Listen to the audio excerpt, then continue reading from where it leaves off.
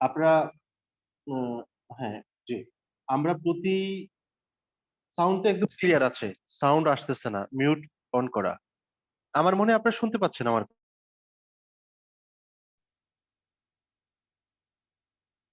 শুনতে পাচ্ছেন? একটু চ্যাটে জানাবেন। জি, শুনতে পাচ্ছেন। আচ্ছা, আমি গুরুত্বপূর্ণ তথ্য দিই, যেহেতু আমরা 15তে শুরু করব। কিছু স্টুডেন্ট শুনে না, কেন শুনে না বা কি সমস্যা, এই বিষয়গুলো আমি 5 মিনিট কথা বলে আশা করি আপনাদের যথেষ্ট হবে। প্রথমত হলো, আপনারা যে কোর্সে ভর্তি হয়েছেন বা যে কোর্সে আছেন, যে গ্রুপে আছেন, ওই গ্রুপে আপনার সমস্ত ইনফরমেশন আমরা আপডেট দিয়ে দিব। কখনো কোনো বিষয় আশা করি আপনারা চাইতে হবে না বা বলতে হবে না। যথাসময়ে যখন যেটা দেওয়ার দরকার, যেটা পোস্ট করার দরকার, সেটা আপনারা অটোমেটিক পেয়ে যাবেন ইনশাআল্লাহ। দ্বিতীয়ত হলো, আমরা প্রত্যেকদিন যখন ক্লাসটা হবে, প্রতি সপ্তাহে 4 দিন, 3 দিন অথবা 4 দিন ক্লাসটা হবে, রবি, মঙ্গল, বৃহস্পতি এবং শুক্রবার। ক্লাসের ন্যূনতম 15 মিনিট পূর্বে আমরা আপনাকে জুমের লিঙ্কটা দিয়ে দিব। প্রত্যেকটা ক্লাসের জন্য আলাদা আলাদা জুম আইডি এবং পাসওয়ার্ড থাকবে অথবা জুম লিঙ্ক থাকবে। আপনারা ক্লাসে জয়েন করবেন। আর ক্লাসের লিঙ্কটা আমরা যে হোস্ট হিসাবে ওপেন করব 9টা থেকে ম্যাক্সিমাম 9টা 15 এর মধ্যে, বা এই নির্দিষ্ট সময়ের মধ্যে আপনি জয়েন করবেন। যেমন আজকে দেখা গেছে দুপুরে 6 ঘন্টা আগে একজন লিঙ্কে প্রবেশ করছে, বলছে ভাই আমি তো ঢুকতে পারছি না। তো আলটিমেটলি আমরা কিন্তু 6 ঘন্টা আগে লিঙ্কটা ওপেন করিনি, আমরা ওপেন করেছি 9টায়। হয়তো 9টার 5 মিনিট আগে করব বা 2 মিনিট বা 9টায় ওপেন করব। যখনই ওপেন করব তখনই আপনারা ক্লাসের মধ্যে জয়েন করে কথা বলবেন, ঠিক আছে? জয়েন করবেন। আর মাঝে মাঝে যদি কোনো টেকনিক্যাল সমস্যা হয়, বা যেহেতু এটা পুরোটাই টেকনিক্যাল রিলেটেড উপরে ক্লাসগুলো পরিচালিত হবে, কোনো সমস্যা যদি হয়, সেই ক্ষেত্রে আপনারা গ্রুপের নির্দেশাবলী ফলো রাখবেন। আমাদেরকে ফোন বা কমেন্ট করার কোনো প্রয়োজন নেই। আপনারা গ্রুপে আপডেট পাবেন। যদি আমাদের কোনো টেকনিক্যাল সমস্যা হয় বা ক্লাসের মাঝখানে কোনো ক্লাস স্থগিত করতে হয় বা ক্লাসের মাঝখানে কোনো সমস্যা হয়, যে কোনো সমস্যা হলে দয়া করে আপনারা গ্রুপের ইনফরমেশন গুলো, পোস্ট গুলো একটু পড়বেন। কখনো যদি যেমন এখানে অনেকে লিখতে পাচ্ছে আমি শুনতে পাচ্ছি না, আমি দেখতে পাচ্ছি না, এই ধরনের সমস্যা কেন হচ্ছে, তার কারণ হলো তারা হচ্ছে জুমে জয়েন করার পরে এখানে একটা অপশন আছে যে মাইক্রোফোন যে পারমিশন দেওয়া, তার মাইক্রোফোন যদি পারমিশন না দেয়, সেক্ষেত্রে সে জুমে মানে জয়েন করা থাকলেও সে সাউন্ড বা শব্দ শুনতে পারবে না। তো সেক্ষেত্রে আপনারা খেয়াল রাখবেন, এই ধরনের যদি কোনো সমস্যা হয়, সেক্ষেত্রে মিউট আনমিউট বা বাম পাশে দেখবেন একটা অপশন আছে, ওই অপশনে ক্লিক করলেই আপনি সাউন্ডের যেই অথরাইজ বা এপ্রুভ এপ্রুভ দিলেই আপনি সাউন্ড শুনতে পারবেন বা কথা বলতে পারবেন। আপনি শুনতেও পারবেন এবং বলতে পারবেন, দুটেই আপনার সুযোগ হবে। তারপর হলো, আপনারা ক্লাস চলাকালীন সময় যদি কেউ ভিডিও না দেখতে পান অথবা সাউন্ড স্পষ্ট না শুনতে পান, তাহলে আপনি মনে রাখবেন এটা আপনার একান্ত সমস্যা। আর যদি সবাই না শুনতে পান বা সবাই না দেখতে পান, তাহলে খেয়াল রাখবেন এটা আমাদের সমস্যা।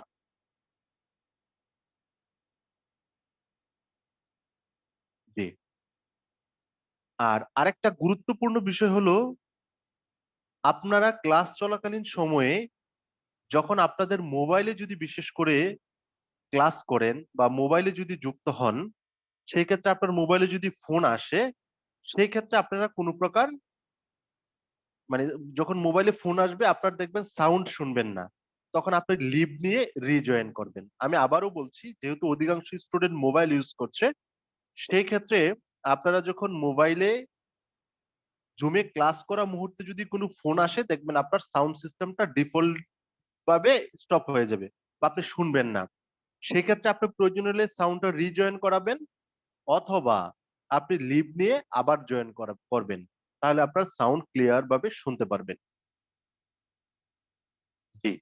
আপনাদের যদি কোনো প্রশ্ন থাকে আমি আর 2-1 মিনিটের মধ্যে, আর আপনাদের গ্রুপের যে লিংক, আর আপনাদের আরেকটা গুরুত্বপূর্ণ বিষয় হলো, আমরা ক্লাসগুলো 48 ঘন্টার জন্য রেকর্ড দিব। এটা হলো নবম ব্যাচের জন্য, অন্য কোনো ব্যাচের জন্য রেকর্ড দেওয়া হবে না, শুধু নবম ব্যাচের জন্য এবং রিটেন ফুল কোর্স মানে 45তম লিখিত ফুল কোর্স, এই দুইটা গ্রুপেই রেকর্ড দেওয়া হবে। আর অন্য কোনো গ্রুপে রেকর্ড দেওয়া হবে না, কারণ ওই সকল শিক্ষার্থীদেরকে 2বার চান্স দেওয়া হয়েছে। এখানে কি এমন কেউ আছেন যে অষ্টম বেসের শিক্ষার্থী কেউ আছেন?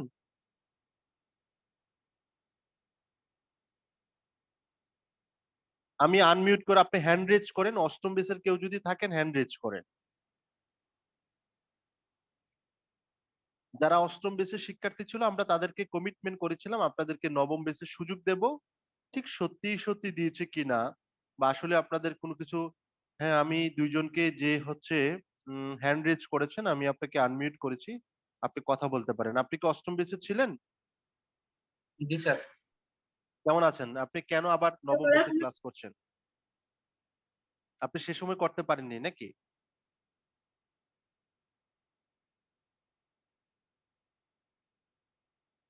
জাবেদ হোসেন আমার সাথে একটু আনমিউট করে কথা বলবেন।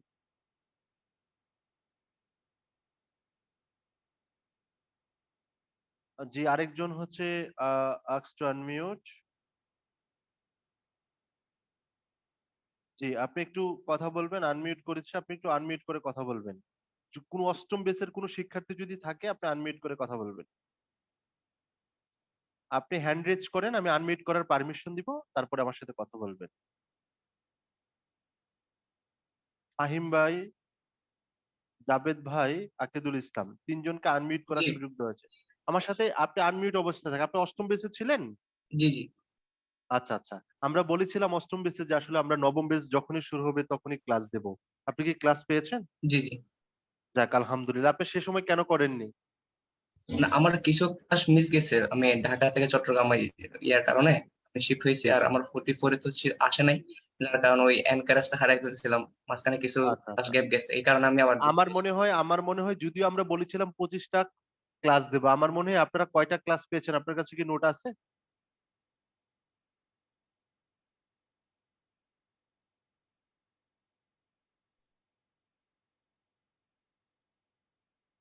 জি, আমরা ক্লাসের দিকে চলে যাই। যেহেতু আমরা 17 বেজে গেছে।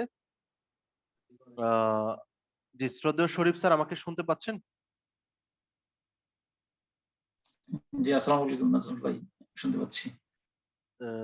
জি স্যার, আমরা ক্লাসটা কি শুরু করতে পারি স্যার? হ্যাঁ, শিওর। জি স্যার। প্রিয় শিক্ষার্থী, আপনাদেরকে অসংখ্য ধন্যবাদ। আর যে কোনো বিষয়ে আমি প্রত্যেকটা ক্লাসের পূর্বে যখন সময় পাই 1-2 মিনিট কথা বলবো।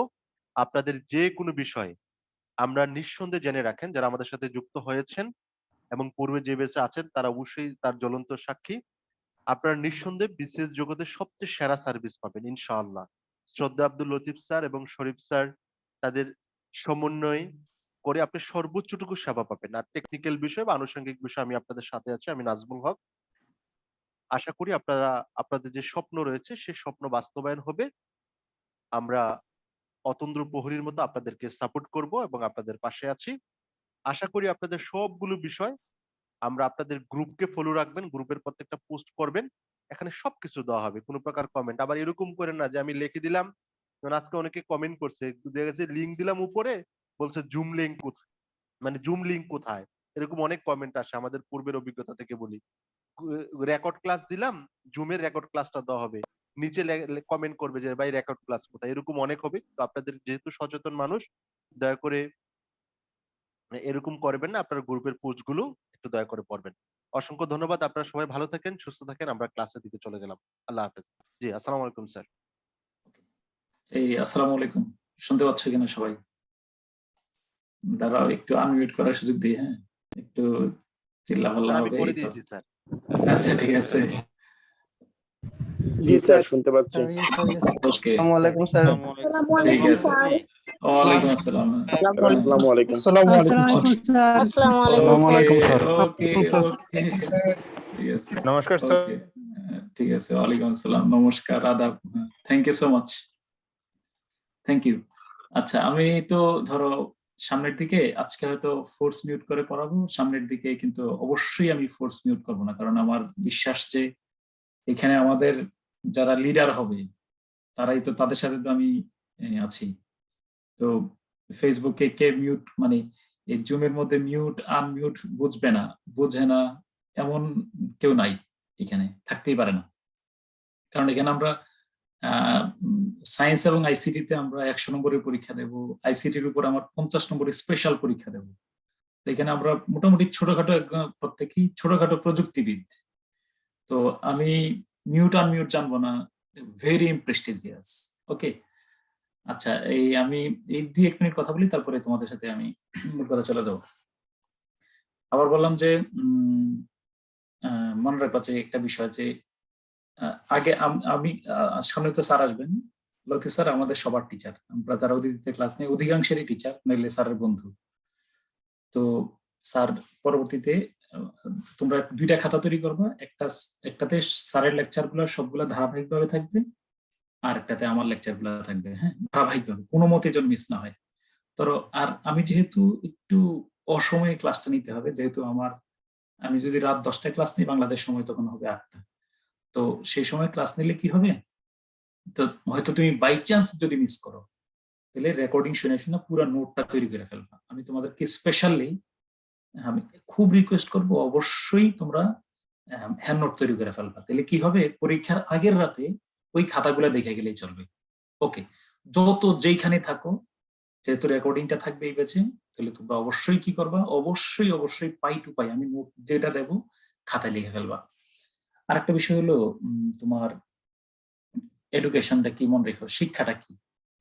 জন মিল্টন যেটা বলছেন, education is the harmonious development of body, mind and soul. মনে রাখবো যে আমরা এখানে সবাই এডুকেটেড পারসন।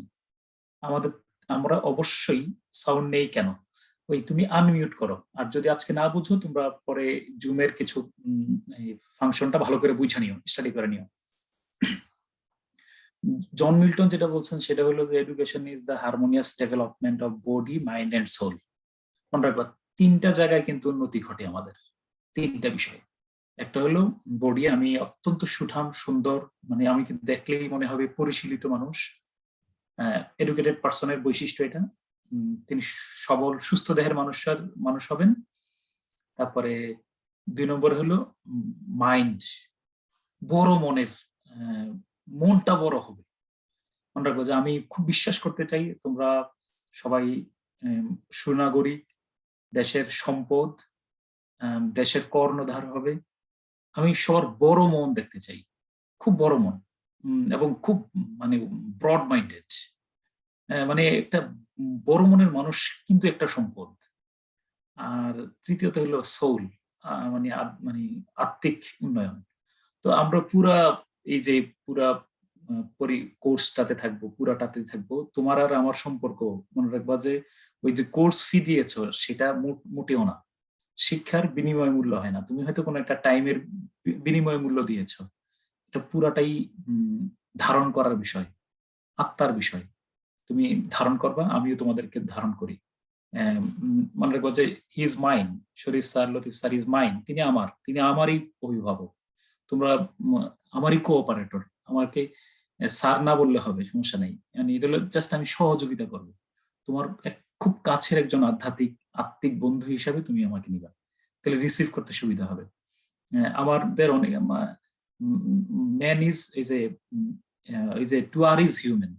দেখবো যে আমরা তো ভুলই করছি, আমরা ভুল করব, আমার কথাই ভুল হইতে পারে, আমার হয়তো কথা দিয়ে কথা নাও রাখতে পারি। হ্যাঁ, তো অনেকগুলা আমার ড্রব্যাক কিন্তু আছে।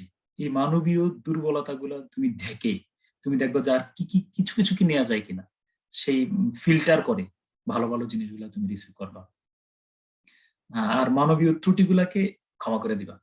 আর হলো আরেকটা বিষয় কি, আমরা কিন্তু স্যার এবং আমি একই ক্লাস রিপিটেডলি নেই। যেমন ধরো স্যার যে ক্লাসটা করাচ্ছেন আমিও সেই ক্লাসটা করাচ্ছি, আমি যেটা করাচ্ছি স্যারও করাচ্ছেন। এটাকে বলা হয় ফার্সিতে গুলিস্তার মধ্যে শেখ সাদি যেটা বলেছেন যে হার গুলেরা রঙে বুয়ে দিগারাস্ত। আমরা আগে বিচ্ছিন্নভাবে ক্লাস নেওয়া হয়তো, এখন রেকর্ডিংও বাড়বে, তুমি এত টেনশন নিও না। আমরা নাজমুল ভাই 48 ঘন্টা বলে আর কি, কিন্তু আসলে 48 ঘন্টা পরে আমি ডিলিট করতে দেখি নাই। তো যাই হোক, কথার কথা আর কি চাপে রাখা, এত টেনশন নিও না, আমরা সবাই খুব ফ্রেন্ডলি। তো ওই কেন আমরা যৌথভাবে ক্লাস নিই সেটা একটু বলে রাখি, যে এটাকে বলা হয় গুলিস্তার মধ্যে শেখ সাদি যেটা বলেছেন যে হার গুলেরা রঙে বুয়ে দিগারাস্ত। আর লিও টলস্টয়ের ভাষায় এটা হলো মেনি ম্যান মেনি কাইন্ডস, মানে এক এক ফুলের এক একটা ঘ্রাণ। তো স্যার যেটা পড়াচ্ছেন বা আমি যেটা পড়াচ্ছি, আমি একরকমে পড়াচ্ছি, স্যার একটা ভিন্ন ইউনিক স্টাইলে পড়াচ্ছেন, তুমি দুইটাকে সমন্বয় করে তৃতীয় একটা স্টাইল দাঁড় করালে, এই এতটুকুই। এরপরে আরো তো অনেক ইয়ে আছে, মোটামুটি তুমি যেন একটা স্বতন্ত্র মানে ইউনিক একটা তোমার প্রস্তুতি তৈরি হয়, এই হলো আমার কথা। আর এরপর আমি শুরুতে বলে রাখি, আমি আমি আজকে অনেক কথা, আমি এর আগে দুইটা ক্লাসে, তোমরা একটু আমার একটু একটু রিপিট করো তো, আমি দুইটা এমনি ওপেন ক্লাস নিয়েছিলাম, তোমরা কি কেউ পাইছিলা কিনা এটা? আর যদি না পাইয়া থাকো রেকর্ডিংটা অবশ্যই শুনবা। একটু আমাকে একটু কমেন্ট বক্সে বলো তো ইয়েটা পাইছো কিনা তোমরা কি? হ্যাঁ, একটু যদি কেউ না পাও একটু কাইন্ডলি কি কমেন্ট বক্সে কয়েকজন আমার ওই যে বিসিএস জার্নি নামের একটা পেজের মধ্যে রেকর্ডিং দুইটা, লাস্টের রেকর্ডিং দুইটা কি দিয়ে দিতে পারবা কেউ? জি বলো, দু একজন বলো তো।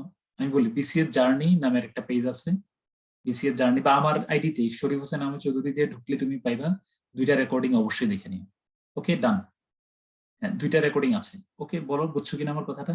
আমি এই রিটেনের প্রস্তুতি কিভাবে নিবা এই সংক্রান্ত আমার এই শরীফ হোসেন আহমেদ চৌধুরী, আমার নাম দিয়ে সার্চ দিলে পাইবা, এই যে আমার নাম যেটা আছে সেটাতে, এইটা সার্চ দিলেই তুমি পাবে। হ্যাঁ ওকে, এই দুইটা রেকর্ড দেখে ফেলবা। হ্যাঁ ওকে ডান, ডান বলো।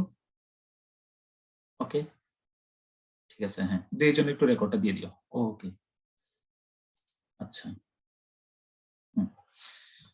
তো আমি এর আগে তোমাদের ওইটার সিনোপসিসটা আমি কথা একটু বলেই আমি চলে যাব। তোমরা অবশ্যই, আমার একটা বিশেষ রিকোয়েস্ট রইলো, গত যে দুইটা আমি লাইভ ক্লাস নিয়েছি তোমরা অবশ্যই লাইভ দুইটা দেখবে এবং সেটা প্রয়োজনে নোট নোট করে ফেলবে। আমি টোটাল ওভারঅল কথা বলেছি, সেগুলো আমি রিপিট করে এখন সময় নষ্ট করবো না। তো আমি সরাসরি ক্লাস শুরু করলাম। হ্যাঁ ওকে আচ্ছা, প্রথমে বলে রাখি আমি ওই গত যে দুইটা ক্লাসের মধ্যে আমি আমি সময় নেব 3-4 মিনিট, এখানে 3-4 মিনিটে যে দুইটা লাইভে আমি বলেছিলাম কথা, ওইটার সিনোপসিসটা ছিল যে আমাদের আমি প্রথমে বলেছি আমাদের কোন বিষয়ে কত নম্বর প্রত্যাশা থাকা দরকার, English, math, mental ability, science কোনটাতে ঝুঁকি কত নম্বর, কত নম্বর পেলে আমার পরীক্ষাটা খুবই খারাপ হবে, ওভারঅল প্রভাব পড়বে, আর কত নম্বর আমার অবশ্যই পাওয়া উচিত, এই বিষয় নিয়ে আমি কথা বলেছি। আর একই সাথে আমি প্রথম যে একটা লাইভ ক্লাস ছিল সেখানে বলেছি যে আমরা যদি বিসিএস এর প্রস্তুতি নেই, ধরো এই বছর তোমরা অনেকে বিসিএস এর রিটেনের জন্য টিকো নাই বা এই বছর ক্লাস করছো, বিসিএস এর রিটেন পরীক্ষার প্রস্তুতি অন্যান্য নন ক্যাডারের প্রস্তুতির জন্য অত্যন্ত সহায়ক। কারণ একটা ক্লাসে আমি বলেছি প্রথম ক্লাসটাতে যে একজন বলতো আমি কয়টা টপিকের কথা বলছি, যে আমাদের কয়টা টপিক পড়লে রিটেনের ক্যাডার নন ক্যাডার ব্যাংকের পরীক্ষাগুলোতে মোটামুটি কভার করে, একজন লিখবা?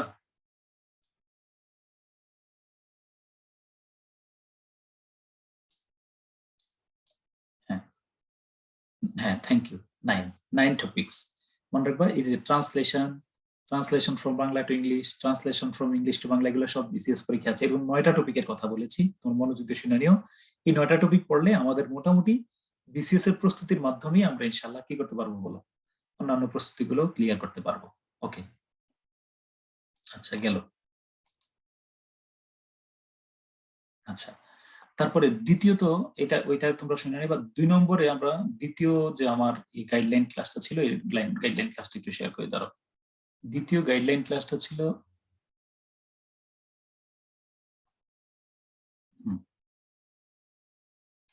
এটা এটা এটাতে হলো আমাদের যে টোটাল 200 মার্কস ইংলিশে আমরা কি করব। ও আমি কথা ভুলে যাব, একটু মনে পড়লেই কথা বলে ফেলবো। তোমরা লতিফ স্যারের ভোকাবুলারি বইটা আছে কিনা? স্যারের ভোকাবুলারি বইটা কি আছে তোমাদের কাছে? কি আছে না বলো, নতুন বই তো বের হয়েছে। আচ্ছা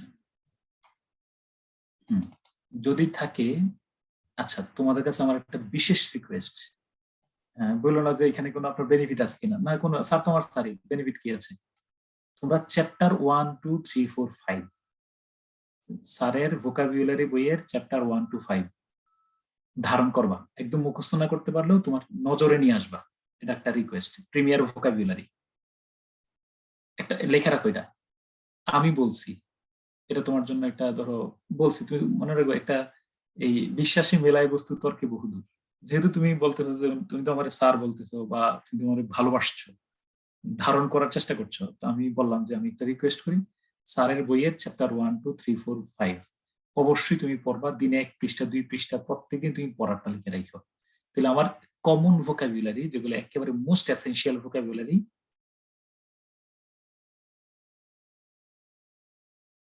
শুনতে পাচ্ছ কিনা সবাই? একটু শুনতে পাচ্ছ কিনা একটু বলো। জি, শোনা যাচ্ছে। তাহলে স্যারের বইয়ের ভোকাবুলারি গুলো তোমরা অবশ্যই দেখে নিও। ওকে।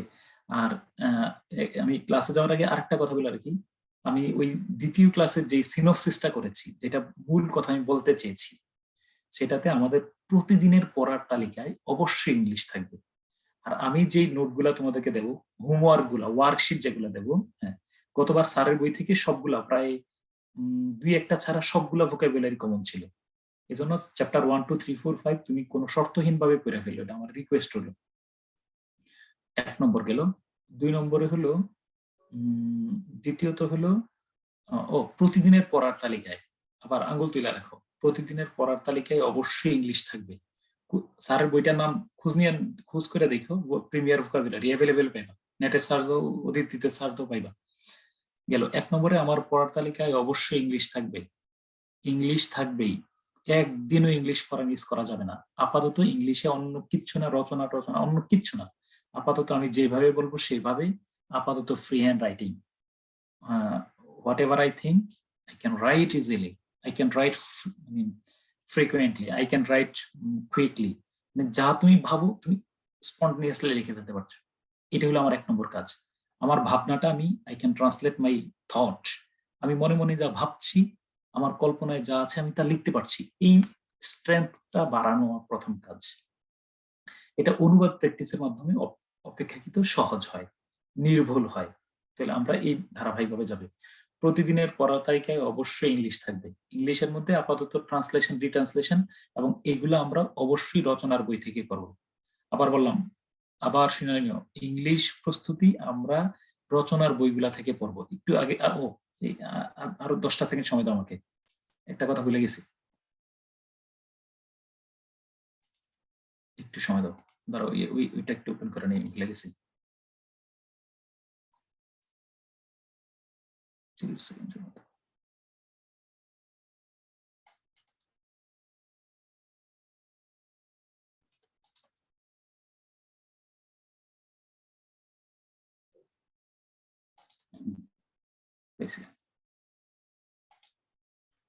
আচ্ছা, তো বলবা যে আমি রচনাগুলো কোথা থেকে পড়বো। আমি আবার বললাম, প্রতিদিন ইংলিশের প্রস্তুতি হবে, অনুবাদ করা, অনুবাদ করব বাংলা থেকে ইংলিশ, ইংলিশ থেকে বাংলা। সেটা কোথা থেকে আমরা অনুবাদ করব, কোথা থেকে অনুবাদ করব, এইখান থেকে। এই শীটটা আমি আজকে কালকের মধ্যে দিয়ে দেব, দেখাচ্ছি তোমাকে। এই টপিক গুলো থেকে, এই রচনাগুলোই তোমরা বেশি দেখবা। এই টপিক গুলা থেকে বারবার পরীক্ষায় আসে, এই যে আমি 29টা টপিক এখানে ইয়ে করে দিয়েছি, হ্যাঁ, এই টপিক গুলা থেকে তুমি 1 নম্বরে এই ধরো এই বিশেষত এই টপিক গুলা, হ্যাঁ, এই যে ধরো বাংলাদেশের পর্যটন শিল্প, তারপরে ক্ষুদ্র নৃগোষ্ঠী সংস্কৃতি, হ্যাঁ, উন্নয়ন অর্থনীতি, তারপরে নারীর ক্ষমতায়ন, ভিশন 2041, হ্যাঁ, smart Bangladesh, blue economy. Blue economy রচনা বাংলায় পড়বা, ইংলিশে পড়বা, তারপরে হ্যাঁ কি আমি এটা আমি চূড়ান্ত করে দিচ্ছি, হ্যাঁ, বৌদ্ধিক পরিকল্পনা, এটা নিয়ে বাংলা রচনা হবে, ইংলিশ রচনা হবে। কারণ আমি আগের ক্লাসগুলোতে বলছি, একটা টপিক পড়লে 4 জায়গায় কাজে লাগে, বাংলা রচনায় কমন পড়ে, ইংলিশ রচনায় কমন পড়ে, বাংলাদেশ অ্যাফেয়ার্সে কমন পড়ে, আবার ইন্টারন্যাশনাল অ্যাফেয়ার্সে কমন পড়ে। এমন টপিক গুলাকে আমরা ট্রান্সলেশনের মধ্যে নিয়ে আসবো, অর্থাৎ এগুলাতে এই ধরো আমরা এগুলার অনুবাদ করব। তোমার কাজ হলো, তোমার যদি ওই যে ইউনিক বই বা যে কোনো বাংলা রচনার বই থাকে, সেখান থেকে তুমি অনুবাদ করবা, আমি যে অনুবাদের প্রক্রিয়াটা শিখাই দেবো সে অনুযায়ী। ওকে, হ্যাঁ, এটা আমি দিয়ে দেবো তোমাদেরকে। সবচেয়ে মোস্ট ইম্পর্টেন্ট টপিক যেগুলোর উপর আমরা রচনা শিখবো এবং যেগুলোর উপর আমার ফ্রি হ্যান্ড রাইটিং ডেভেলপ করব। ওকে, আচ্ছা, তারপরে কি বললাম, ওকে। তো প্রতিদিনের পড়ার তালিকায় 1 নম্বরে ইংলিশ থাকবে, 2 নম্বরে অবশ্যই ম্যাথ। আবার বললাম, ম্যাথ কিন্তু বাদ দিও না। কুরবানিদের দিনও তুমি একটা অঙ্ক করার চেষ্টা করো, কুরবানিদের দিনও ইংলিশ পড়ার চেষ্টা করো। মানে গুরুত্ব দেওয়ার জন্য বলছি, আসলে 2 দিন পড়বা না হয়তো, গুরুত্ব দেওয়ার জন্য বলছি। আমার প্রতিদিনের পড়ার তালিকায় ইংলিশ, আমি ইংলিশে 140 পাইতে চাই। তোমরা যে যেখানে আছো, যেই যতই দুর্বলতা থাকুক, তুমি শুধু নিয়ত করো ইনশাল্লাহ আমার 140 পাওয়া লাগবে। 140 মার্কস আমার এটা টার্গেট মার্ক। তো এই জন্য আমি ইংলিশ রেগুলার রাখবো এবং আমাদের গাইডলাইন অনুযায়ী যাইও, সবগুলো টপিক সুন্দরভাবে শেষ করব। সেকেন্ড, ইংলিশের পরে কি? ম্যাথ। মেন্টাল এবিলিটি ভালো করে শেষ করে ফেলো। ম্যাথের কিন্তু সোহাগ আমাদের সোহাগ আলাদা স্পেশালি ক্লাস নিচ্ছে, এছাড়া অন্যান্য স্যাররাও নিচ্ছেন আমি জানি। তো তোমরা চাইলে এখানে একদম খুব কম ফিতে সোহাগের ক্লাসগুলো করতে পারো। সোহাগ আমাদের অদিতির একদম মানে হার্ট থ্রোট টিচার, খুব ভালো টিচার। তাহলে প্রতিদিন math, mental ability, English, math, science, ICT regular রাখো। আর অন্যান্য বিষয়গুলোতে আমি বলছি হ্যান্ড নোট তৈরি করার জন্য। যেমন ধরো ওই যে বিষয়টা হ্যান্ড নোট করবা, এটাতে জন্য 4 বিষয় কাজে লাগে। বাংলা রচনায় কাজে লাগে, ইংলিশ রচনায়ও কাজে লাগে, বাংলাদেশ অ্যাফেয়ার্সেও কাজে লাগে, ইন্টারন্যাশনাল অ্যাফেয়ার্সেও কাজে লাগে। এগুলো আমি বারবার রিপিট করে বলছি এই কথাই। ওকে, এবার হলো চলো আমাদের ইংলিশের ওকে, আমার ইংলিশে আমার মার্কস কত? Total 200 marks. 200 মার্কসের মধ্যে এই কথাগুলো পূর্ববর্তী রেকর্ডিং এ আছে, তোমরা তো অবশ্যই শুনবা। 140 আমার টার্গেট যদি থাকে, আমরা কিভাবে কি করব? পার্ট এ এবং পার্ট বি। তাহলে টোটাল 200 মার্কসের মধ্যে আমাদের দুইটা অংশ, পার্ট এ, পার্ট বি। এটার জন্য সময় আলাদা কোনো কিছু নেই, ঘন্টা নেই, একই খাতায় সব লিখবা, সবকিছু একই খাতায় লিখবো। তো প্রথমে আমাদের প্রশ্নগুলো কি কি? প্রথমে থিমেটিক কোশ্চেন আছে। থিমেটিক কোশ্চেনের আলোকে কতগুলা গ্রামাটিক্যাল প্রশ্ন থিমেটিক কোশ্চেন, ওই প্যাসেজটা থেকেই, প্যাসেজটাকে কেন্দ্র করে কিছু গ্রামারের প্রশ্ন থাকে। তারপরে হলো একটা লেটার লিখতে দেওয়া হয়, লেটার টু এডিটর। তারপরে আমরা একটা সামারি লিখবো। এই হলো পার্ট 1। আবার শুনো, পার্ট 1-এ প্রথমে থিমেটিক কোশ্চেন, অর্থাৎ কতগুলো একটা প্যাসেজ দেওয়া থাকবে, ওই প্যাসেজের আলোকে আমরা কতগুলা 10টা প্রশ্ন উত্তর লিখবো। কিভাবে লিখবো এটা ক্লাসে সুন্দর করে প্র্যাকটিস করে দেবো। সেকেন্ড, ওইটার আলোকে গ্রামার থাকে। গ্রামারের মধ্যে কি কি থাকে? তোমার জয়নিং সেন্টেন্স থাকে, সিনোনিম অ্যান্টোনিম থাকে। আমি এই জন্যই স্যারের বইয়ের কথা বলছি যে ওয়ার্ড ফরমেশন বা সেন্টেন্স মেকিং অথবা সিনোনিম অ্যান্টোনিমের জন্য স্যারের বইটা অত্যন্ত কার্যকর। তোমরা দয়া করে পড়ে ফেললে গ্রামারের এই যে অংশটা ভালো করবে। তারপরে লেটার টু এডিটর, কিভাবে একটা পত্র লিখবে, ওইটার আলোকে কোন যে প্যাসেজ আছে সেই প্যাসেজকে রিলেট করে একটা লেটার, সম্পাদক বরাবর একটা পত্র লিখতে বলা হয়। এটাও সুন্দর করে আমরা ক্লাসে দেখাবো। তারপরে সামারি, ওই যে প্যাসেজটা এসেছে সেটাকে সামারি করা, এটা আসলেই সহজ কাজ না। এটাতেও কিভাবে ভালো করবে ইনশাআল্লাহ ক্লাসগুলোতে পাবে, কিছু কুবুদ্ধি ফলো করলে হবে।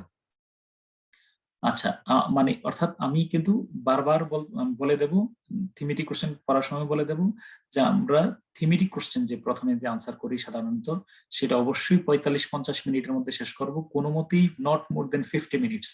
যদি বলো যে 51 মিনিট, তাতেও আমি রাজি না। আমি চাই যে 50 মিনিটেই শেষ করতে হবে, কারণ এর চেয়ে বেশি সময় দিলে আমরা যে পার্ট বি আছে, সেই পার্ট বি তে ট্রান্সলেশন, রিট্রান্সলেশন এবং যে এসে, এতে এটা আমাদের নষ্ট হবে, এটাতে আমরা ভালো করব না। তাহলে এস এর জন্য আমরা কি করব? এস এর জন্য আমার ফিক্সড 60 মিনিটস থাকবে। তোমরা কিন্তু এই শীটটা আমি আজকেই ক্লাসে দিয়ে দেবো, এই ক্লাস শেষে আমি এটা দিয়ে দেবো। দিয়ে দিলে তোমরা অবশ্যই এটা লিখে ফেলবে। কয়জন বলো লিখবা কিনা? ইয়েস অর নো বলো। Total class lecture. যেহেতু আমি এখন বোর্ড ব্যবহার করতে পারছি না, ফলে আমি শীট ব্যবহার করব। শীট দিয়ে তোমাদের আলাদা আলাদা আমি নোট প্র্যাকটিস, মানে এক্সাম্পল প্র্যাকটিস করাবো। ইনশাল্লাহ ভালো হবে, খারাপ হবে না, যেহেতু আমার এই মুহূর্তে ইয়ে নেই। তোমরা অবশ্যই এই নোট যেটা আমি দেবো, আমি পার্ট 1 মানে লেকচার 1, লেকচার 2 করে নোটগুলা দেবো, একদম অবিকল লিখে ফেলো। এটা যদিও আমার আগের ব্যাচের লেকচার, মানে লেকচার চেঞ্জ করতে হয় না, শুধু উদাহরণ চেঞ্জ করলে হয়।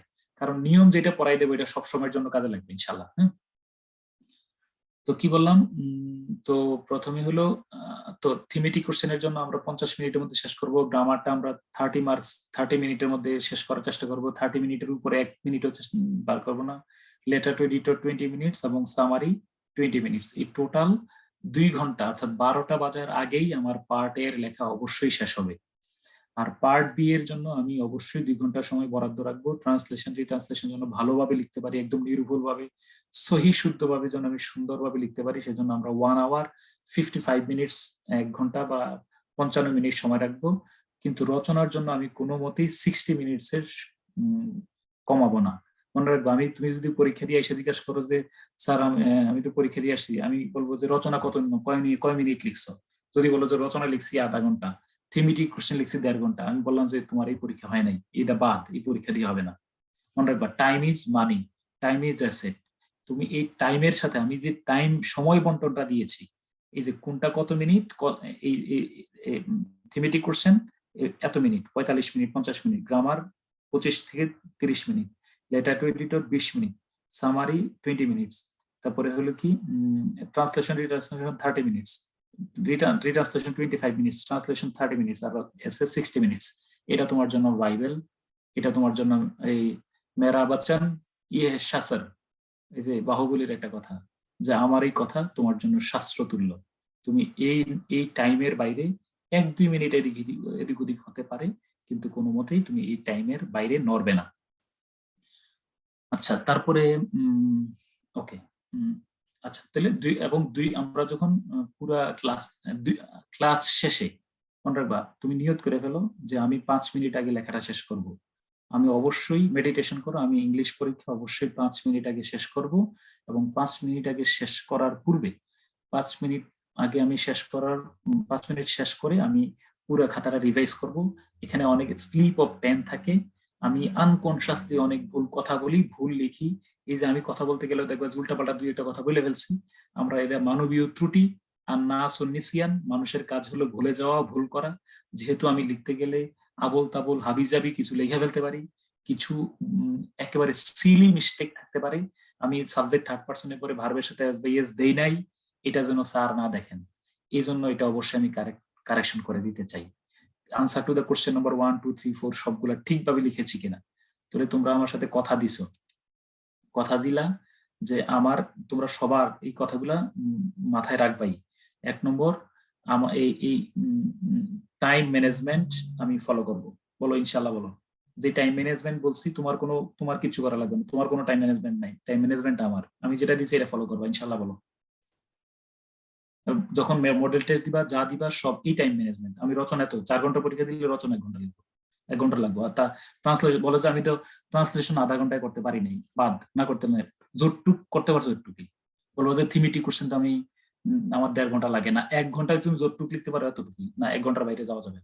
এটাই হলো ফাইনাল কথা। হ্যাঁ, টাইম যাই বলে দিলাম তাই হবে। আর সেকেন্ড হলো পরীক্ষা, তুমি বলো, কথা দাও আমার সাথে যে পরীক্ষাটা অবশ্যই 5 মিনিট আগে শেষ করবো, করে এরপর রিভিউ করবা। হ্যাঁ ইনশাল্লাহ, শুধু এটা না, অন্যান্য পরীক্ষার ক্ষেত্রেও। তারপরে এবার আসো, ওকে, তারপরে হয়ে গেল, এই হলো আমার টোটাল 4 ঘন্টার পরীক্ষা। মনে রাখবা, একটু বলে রাখি, আমি সারা জীবন দেখছি ইংলিশ পরীক্ষা দেওয়ার পরে, তুমি জানো ইংলিশ পরীক্ষা দেওয়ার পরে কি হয় জানো? ইংলিশ পরীক্ষা দিয়া আমরা সিদ্ধান্ত নেই যে এই বছর পরীক্ষা দেবো কি দেবো না। ইংলিশ পরীক্ষাটা যদি ভালো হয়, তোমার মনের ভিতরে এমন একটা স্টেমিনা তৈরি হবে, জাল্লা আমার এই বছর আর ক্যাডার মিস করা যাবে না, আমার এই মিস করাই না। এটা যদি ভালো হয়, হ্যাঁ, মনে রাখবা যে সব পরীক্ষা ভালো হবে। এটা হলো a good beginning is half ডান। তুমি যদি মনে হয় যে ইংলিশটা ভালো হয়ে গেছে রে, তাহলে ইনশাল্লাহ দেখবা যে সবগুলোতে তুমি চাঙ্গা। আর ইংলিশের ধাক্কা মানে খাইছো ধাক্কা, বাকি সবগুলাতে মুনাজাত দিবা, আল্লাহ আমার এই বছর রিটেনটা পাস করাই দেন, একটা ভাইবা দিই, পরের বছর ভালো করে দেবো। ইজ্জতের বিষয়, রিটেন ফেল করলে মান ইজ্জত থাকবে না। এইভাবে আল্লাহর কাছে দোয়া করবা, দোয়া চেঞ্জ হবে। ইংলিশ পরীক্ষার পরে দোয়া তোমার চেঞ্জ হবে। ইংলিশ পরীক্ষাটা ভালো হইলে, প্রথম পরীক্ষা ভালো হয়ে গেছে, মনে হইতেছে যে 130-40 পেয়ে যাবো, খুব ভালো হয়েছে, দেখবো যে ক্যাডার ক্যাডার ভাব মনের মধ্যে চলে আসছে। কারণ একটা মাত্র পরীক্ষা যেখানে কেউ 70-80 পায়, আবার কেউ 140-130 পায়। তো এই জন্য ইংলিশ প্রথমটা ভালো হইলে ওইটার ফোর্সে তুমি প্রত্যেকটা পরীক্ষা তোমার ভালো দেওয়ার ইচ্ছা থাকবে, এবং ফোর্সলি তুমি ভালো দিতে পারবা। আর প্রথমটা খারাপ হলে পাস করার টেন্ডেন্সি থাকবে, যে আল্লাহ আমার এবার পাস করাই দেন, ইজ্জত বাঁচান। ওকে, তো গেল এটা। হ্যাঁ, তারপরে তোমার এই হলো আমার রুট ম্যাপের কথা বললাম। আচ্ছা, আচ্ছা, ও এবার হলো আমার, এই রুট ম্যাপের মধ্যে দেখো এখানে লিখে দিচ্ছি যে আমি টাইম ম্যানেজমেন্টের মধ্যে প্রথম 5 মিনিট রেখেছি ফর ইউর মেডিটেশন। তুমি চিন্তা করবা। হ্যাঁ,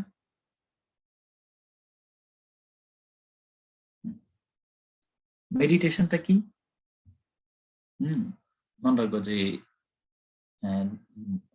ভাবিয়া করিও কাজ, করিয়া ভাবিও না।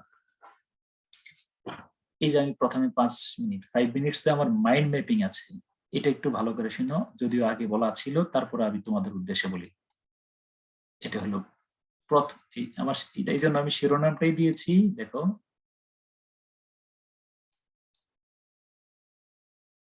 শিরোনামটা নিচে নিয়ে আসতে, আমার শিরোনামে হলো এটা, ইংরেজি প্রশ্ন হাতে পাওয়ার পর প্রথম 5 মিনিটে আমার যা করণীয়। ইংরেজি প্রশ্নটা হাতে পাওয়ার পর প্রথম 5 মিনিটে আমি কি করব, ওকে? তো ধরো এই প্রশ্ন হাতে পেয়ে গেলাম, এটা আমার ইংলিশ প্রশ্ন। প্রশ্ন হাতে পাওয়ার পরে আমরা সোজা চলে যাব letter to editor. Question number সাধারণত 7, লেটার টু এডিটরে গেলাম। যাওয়ার পরে এখন কি করলাম, আমি তোমার কাইটা গেলি, তুমি আমার দেখো ইংলিশ প্রশ্নটা হাতে পেলাম। পাওয়ার পর আমি কি করলাম, কোশ্চেন প্যাসেজও পড়ার পুরো না, চলে যাও কোশ্চেন নম্বর 7, সেখানে আছে লেটার টু এডিটর। তাৎক্ষণিক তুমি বুঝতে পারবা যে কোন বিষয় নিয়ে আসছে। যদিও গত বছর আমরা প্যাসেজের প্রথম লাইন দেখলেও বুঝতে পারছি যে ডিজিটাল ডিটক্স নিয়ে আসছে, কোভিড চাইল্ড লেবার নিয়ে আসলে তাৎক্ষণিকভাবে বোঝা যায়, কিন্তু 35, 36, 37, 38 বা এরকম বিসিএস গুলাতে এমন টপিক আসছে, রেশনাল থিঙ্কিং, টলারেন্স, এই সমস্ত বিষয়গুলো নিয়ে আসছে, যেটা এমন অ্যাবস্ট্রাক্ট টপিক, আবার বললাম অ্যাবস্ট্রাক্ট টপিক, যেটা দিয়ে তুমি প্যাসেজ পড়লেই এটা কোন বিষয় নিয়ে আলোচনা করা হয়েছে এটা আমরা বুঝি না। আবার মনে রাখবে, একটা হলো একদম ডিরেক্ট টপিক, ওই সরাসরি হেডওয়ার্ড দিয়ে আলোচনা শুরু হয়েছে, ডিজিটাল বাংলাদেশ নিয়ে আলোচনা শুরু হয়ে গেছে, ব্লু ইকোনমি নিয়ে প্যাসেজটা চলে এসেছে, তুমি বুঝতে পেরেছো, নো প্রবলেম। কিন্তু কতগুলো আছে অ্যাবস্ট্রাক্ট আইডিয়া, যে এটা তুমি প্যাসেজের 4-5 লাইন পড়লে তুমি বুঝবে না যে আসলে প্যাসেজটা কি নিয়ে। বরং আমরা যদি চলে যাই লেটার টু এডিটরে কি নিয়ে লিখতে বলা হয়েছে, তাহলে আমরা বুঝবো যে কি বুঝবো বলো, যে প্যাসেজটা কি নিয়ে আসছে। তো 1 নম্বর কাজ হলো কোশ্চেন নম্বর 7-এ যাব, যাওয়ার পরে দেখবো যে ও আরে এবার তো আসছে স্মার্ট বাংলাদেশ, ও এবার তো আসছে কমিউনাল হারমোনি, এটা নিয়ে আসছে, বুঝছো বিষয়টা? তো এই কোশ্চেন নম্বর 7-এ গেলাম, ওকে আলহামদুলিল্লাহ, তাৎক্ষণিকভাবে তোমার মাথায় চলে আসবে প্যাসেজ আমার নিয়ন্ত্রণে আসছে। প্যাসেজ নিয়ন্ত্রণে থাকুক আর না থাকুক, ইনশাল্লাহ আমি ভালো করব। তোমার ব্রেইন স্টর্মিং শুরু হয়ে গেলো এখান থেকে, যে এই বিষয় নিয়ে আমি ভাইবা সুন্দর করে লিখবো, প্রত্যেকটা থিমেটিক কোশ্চেন ফাটাই ফেলবো লেখা, কমন পড়ুক আর না পড়ুক, কমন পড়লে পারলে ভালো লিখবো, না পারলে আরো ভালো লিখবো ইনশাল্লাহ। এইভাবে মানসিকভাবে চাঙ্গা করে ফেলবা। তারপরে চলে যাবো আমরা এই কি ইয়াতে, এই যে ট্রান্সলেশন রিট্রান্সলেশনে, এই আমরা এখনই আমি শুরু করব। ট্রান্সলেশন রিট্রান্সলেশনের প্যাসেজ গুলা পড়বা, লাইন বাই লাইন পড়বা, কোন শব্দটা জানো না আন্ডারলাইন করে রাখো। আবার বললাম, কোন শব্দটা জানো না, এই শব্দটা ইংরেজি জানি না আমি, দেখবে যে তাৎক্ষণিকভাবে আসবে না, কিন্তু মনে রাখবা আল্লাহর মানুষ আমাদের কিন্তু man's conscious is the Oracle of god. আমার কাছে তোমার কাছে কিন্তু স্রষ্টার একটা ইশারা আছে। তোমার যদি নিয়ত সহি থাকে, আল্লাহ যদি আমার উপর রহম করেন, দেখবো যে আল্লাহ আমাকে শব্দটা মনে করাই দেবেন, এই শব্দটা আমার উপর অনুরণন তৈরি হবে, কাছাকাছি শব্দটা চাইলে আমি পারবো। তো আমি গত ক্লাসে বলেছি, এই সামনের ট্রান্সলেশনের ক্লাসগুলোতে বলবো, যেই শব্দগুলো আমি পারি না একটু আন্ডারলাইন করে রাখো, যে একদমই পারছো না কিন্তু খুবই প্রয়োজন লাগবেই, এই শব্দগুলোকে তুমি মার্ক করে রাখবে। মার্ক করে কি করবে, মনে মনে চিন্তা করবে যে আল্লাহ আমি এটা তো পারি না, এটা আমি পারতে হবে। যে কোনো প্রক্রিয়ায় তুমি এই শব্দটা আবিষ্কার করবা যে এটার ইংরেজি কি আমি জানি না, কিন্তু আমার জানতে হবে। তাহলে অজানা শব্দগুলোর ইংরেজি আমি মার্ক করে নিলাম, থার্ড। তৃতীয়ত হলো, অবশ্যই প্রশ্ন পাওয়ার প্রথম 5 মিনিটের মধ্যেই তুমি ডিটারমাইন করবে হুইচ এসে ইউ উইল রাইট, তুমি কোন রচনাটা লিখবে সেটা তুমি সিদ্ধান্ত নিয়ে ফেলবা প্রথম 5 মিনিটে। আবার বলো, রচনা লেখার সিদ্ধান্ত কি আমি চতুর্থ ঘন্টায়, তৃতীয় ঘন্টায়, দ্বিতীয় ঘন্টায় নেব, নাকি প্রথম 5 মিনিটে? বলো, একজন বলো কখন? প্রথম 5 মিনিটে, প্রশ্ন পাওয়ার সাথে সাথে 3টা রচনার মধ্যে কোনটা আমি ভালো লিখতে পারবো সেটা। আচ্ছা, রচনা সিলেক্ট করলাম, সিলেক্ট করলেই হবে না, আবার বললাম সিলেক্ট করে চলে গেলেই হবে না। সিলেক্ট করার পরে আসছে বঙ্গবন্ধু ইন্ডিপেন্ডেন্স বাংলাদেশ, আসছে ব্লু ইকোনমি, আসছে সাস্টেনেবল ডেভেলপমেন্ট। তাহলে আমি পয়েন্ট আউট করা শুরু করব, what is sustainable development. Introduction, আমি একটা ইন্ট্রোডাকশন লিখবো, আমি ইন্ট্রোডাকশনের মধ্যে কোফি আনানের কথা দেবো, অ্যান্টোনিও গুতেরেসের কোটেশন দেবো, হঠাৎ করে মনে করে গেছে, আমি বঙ্গবন্ধুর কোটেশন দেবো। তারপরে হোয়াট ইজ সাস্টেনেবল ডেভেলপমেন্ট, এরপরে এলিমেন্টস অফ সাস্টেনেবল ডেভেলপমেন্ট, এইভাবে করে আমি হ্যাঁ drawbacks behind sustainable development, initiatives taken by our government, এই তাৎক্ষণিকভাবে 3-4-5টা পয়েন্ট তোমার মনে পড়বে। যেহেতু আমরা চতুর্থ ঘন্টায় রচনাটা লিখবো, চতুর্থ ঘন্টায় রচনাটা লেখার কারণে আমরা কি করব, চতুর্থ ঘন্টার মধ্যে এই যে 3 ঘন্টা আমি ভাবার সময় পাচ্ছি, মনে রাখবা 3 ঘন্টার ভাবনায় অন্তত পক্ষে 10 থেকে 15টা পয়েন্ট তোমার মাথায় আসবেই, তোমার মাথায় আসবেই। আবার বললাম, এই পয়েন্টগুলো যদি তুমি কোনো একটা রাফ পেজে শেষ পৃষ্ঠায় হোক বা যে কোনো একটা অংশ যেখানে পরে তুমি কেটে দেবে, এখানে একটু রাফ করে রাখবে যে আমি এই পয়েন্টগুলোকে অ্যানালাইসিস করব।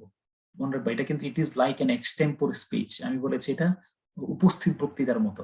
তোমার যদি আমি বলি যে তুমি শোনো, তোমার যদি বলি আমি এই তুমি এখন ইয়ানিয়া ওই রুসাভারে ওই দিন ইয়া দিছে, একটা বক্তৃতা দিছে রেসপেক্টিং প্যারেন্টস, তুমি বাবা মায়ের প্রতি দায়িত্বশীলতা নিয়ে কর্তব্য নিয়ে কথা বলো। তুমি দাঁড়াইয়া ইনস্ট্যান্টলি বলতে পারলে হয়তো 2-4-5 লাইন বলতে পারবে। কিন্তু আমি যদি বলি যে শোনো 1 ঘন্টা পরে তোমার আমি রেসপেক্টিং প্যারেন্টস বলতে দেবো, তাহলে কিন্তু তুমি আরো ভালো বলতে পারবে। তো অতএব যেই রচনাটা আমি লিখবো, কমন হোক আর আনকমন হোক, you should start pointing out. তুমি এই পয়েন্ট আলোচনা করবা, এই পয়েন্ট গুলা বের করবা যে আমি এই পয়েন্ট গুলা বের করবো। মনে রাখবা যদি তোমার কাছে পয়েন্ট থাকে, আমরা যে তোমাকে ট্রান্সলেশন বা ফ্রি হ্যান্ড রাইটিংটা ডেভেলপ করার চেষ্টা করব, এই তুমি ফ্রি হ্যান্ড রাইটিং ডেভেলপ হলে এই তোমার রচনা লিখতে ইনশাআল্লাহ কোনো সমস্যা হবে না। তুমি মানসিকভাবে ধরে নাও তুমি রচনা যেটা পড়বা কোনো মতে কমন পড়বে না। রচনা কমন পড়ুক আর না পড়ুক, আল্লাহর রহমতে আমি লিখবো ইনশাআল্লাহ, আমার হাত থামবে না। সেজন্য কি দরকার? আইডিয়া ডেভেলপমেন্টের জন্য I need clues, I need points. এই পয়েন্ট গুলো তুমি মনে করে রাখবা। তোমরা কি আমার কথা বুঝতে পারছো কিনা এই পর্যন্ত? ইয়েস অর নো বলো। অনেক দ্রুত কথা বলছি কারণ এগুলো আমি রিপিটেড কথা বলছি, নাইলে রেকর্ডিং আরেকবার শুনবা। এই আজকের রেকর্ডিংটা একাধিকবার শুনবা। আমি বলবো যে রেকর্ডিংটা অবশ্যই ডিলিট না করার জন্য। ডান? হ্যাঁ, ওকে ওকে।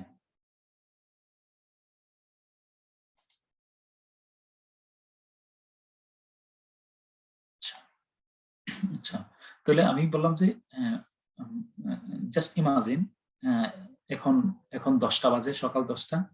কন্টেম্পলেট করো, মেডিটেশন করো। আমি বিসিএস রিটেন পরীক্ষাতে তোমরা কোনো মতে কোচিং এ অফলাইনে ভর্তি হও না হও, কোথায় কি হও আমি জানি না, কিন্তু অবশ্যই মডেল টেস্টে ভর্তি বা মডেল টেস্ট দিবা, পারলেও দিবা না পারলেও দিবা। অবশ্যই কোচিং গুলাতে পরীক্ষা দিবা, পরীক্ষার জন্য কোচিং সবচেয়ে বেশি গুরুত্বপূর্ণ। ওকে, তাহলে আবার বললাম 3 কথা, আঙ্গুল তুলে রাখো।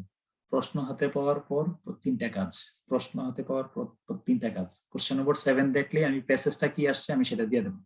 আচ্ছা করবে না, যাও, আমি রিকোয়েস্ট করে রাখবো, টেনশন নিও না থাকলে কি হয়েছে। কিন্তু তবে তোমাদের কাছে একটা কথা রিকোয়েস্ট করে রাখি, তোমাদের যদি কেউ অর্থনৈতিকভাবে সমস্যায় থাকো, মানে এটা সলভেবল, কিন্তু মনে রাখবা কোনো মতেই মানে নৈতিকতা বিসর্জন দেওয়া যাবে না। এই রেকর্ডিং গুলো অনেকে তোমরা আবার এই যে অনেকের কাছে বিক্রি টিক্রি করছো, এরকম ধরনের লিঙ্ক আমি কিন্তু অনেকগুলো দেখছি। এটা করো না, এত ছোট হলে হয় নাকি? আমি তো বলছি তো আর একটু বড় হবো না আমরা? কারোর সাথে শেয়ার করো না, তোমার কাছে তুমি অদিতির যেই যা পাচ্ছ এটা তোমার কাছেই আছে, তুমি শেয়ার করলে অনুমতি নিয়ে শেয়ার করো। শেয়ার করতে সমস্যা নেই, তবে নাজমুল ভাই আমি বা যে কোনো কারোর কাছ থেকে একটু অনুমতি নিয়ে নিও, স্যারের কাছ থেকে অনুমতি নিয়ে নিও, তাহলে আর তুমি মানে ইনসাফটা থেকে গেল আর কি। হ্যাঁ, তো আচ্ছা, তারপরে হলো কি, ওকে ডান। কি বললাম, 3টে কথা। 1 নম্বর হলো কোশ্চেন নম্বর 7 দেখবো, তাহলে আমি প্যাসেজটা কি আসছে তাতে আমার ব্রেইন স্টর্মিং তৈরি হবে। সেকেন্ড, ট্রান্সলেশন রিট্রান্সলেশনের যেই শব্দগুলো আমি পারি না আন্ডারলাইন করে আমার মাথা কাটাবো। 3 নম্বরে রচনা যেটা আসবে সেটা নিয়ে আমি রচনা পেয়েই আমি পয়েন্ট আউট করা শুরু করব। আবার বলো, রচনা পাইয়েই কি করব? পয়েন্ট আউট করা শুরু করব যে আমি কোন কোন পয়েন্টগুলো নিয়ে আলোচনা করব। ডান। লাস্ট কথা কি, এরপর আমরা থিমেটিক কোশ্চেন থেকে ধারাবাহিকভাবে উত্তর করা শুরু করব। ওকে, এবার চলো আমি তোমাদেরকে একটা আইডিয়া দেখাই আমি কোন কোন কিভাবে পড়াবো। একটু আমি কোনটার পরে কোনটা আসবে একটু বলে রাখি, তোমার একটা সাজেশন মানে বলবা যে লেকচার প্ল্যানটা কি। আমি প্রথমে ট্রান্সলেশন পড়াবো, শুনো প্ল্যানটা বলে রাখি। আমিও পড়াবো, স্যারও সময় পেলে পড়াবেন। ট্রান্সলেশন মানে free hand writing through translation, ট্রান্সলেশনের মাধ্যমে ফ্রি হ্যান্ড রাইটিংটাকে ডেভেলপ করার চেষ্টা করব।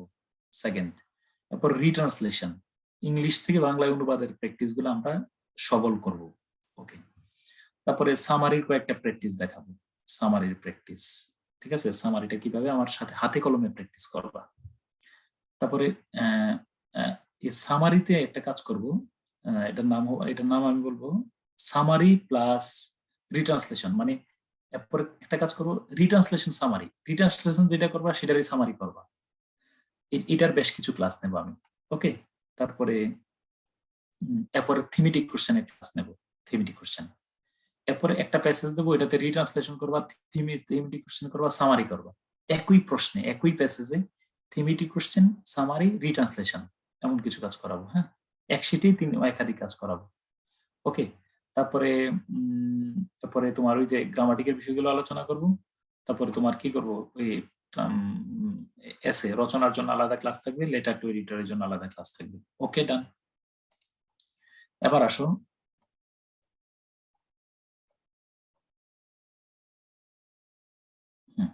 এই আমি এতক্ষণ ধরে যা বলছি তার সব লেখা আছে।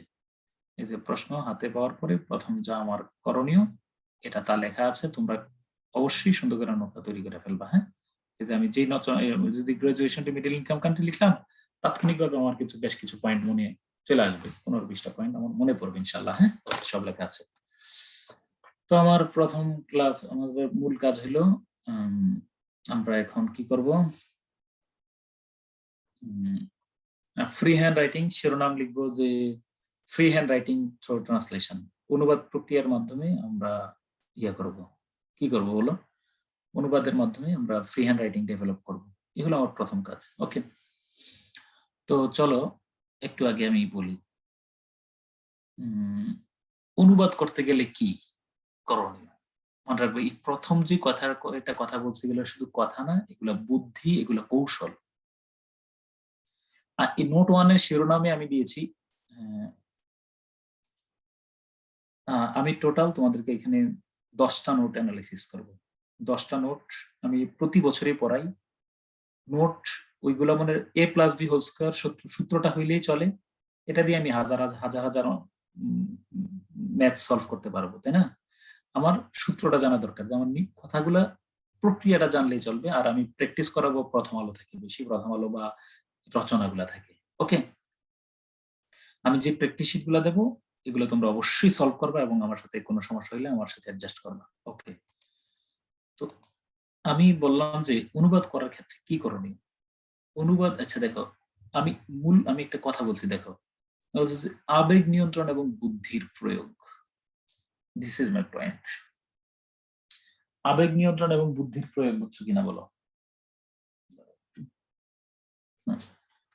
আবেগ নিয়ন্ত্রণ এবং বুদ্ধির প্রয়োগ অর্থাৎ রচনা, মানে ধরো অনুবাদের ক্ষেত্রে কি করবা জানো, যে অনুবাদ কি করি আমরা, যে we are motivated by the structure that is given in the পেসেজে যেইভাবে দেয়া আছে সেইভাবেই আমরা অনেক সময় চিন্তা করি। কথা বুঝছো? আবার বললাম আমি টোটাল নিয়ম পড়াবো 10টা, 10, এর মধ্যে 3টা নিয়ম গুরুত্বপূর্ণ। আমার বিশ্বাস যে 60-70-80% সেন্টেন্স এই 3টা নিয়ম বা 4টা নিয়মকে কেন্দ্র করেই সেন্টার্ড হবে। এই 3-4টা নিয়ম মাথায় রাখলেই চলবে আমার বিশ্বাস, ইনশাল্লাহ। ওকে, তো আমি বললাম যে প্রথমে আবেগ নিয়ন্ত্রণ এবং বুদ্ধির প্রয়োগ বিষয়টা কি একটু বলি। অনুবাদের অংশটুকু প্রশ্ন পাওয়ার সাথে সাথে একবার পড়ে ফেলবো, তা তো আমি আগেই বলছি একটু আগে। তোমার ওই প্রশ্নটা যখন আমরা পাবো তখন তো আমরা অনুবাদ একবার পড়েই ফেলবো, এটা তোমাদেরকে বলা আগে বলে রাখছি আমি। আচ্ছা, একটি প্যাসেজে সাধারণত সকল বাক্যই কঠিন থাকে না, 2-1টি বাক্য হয়তো কঠিন থাকে।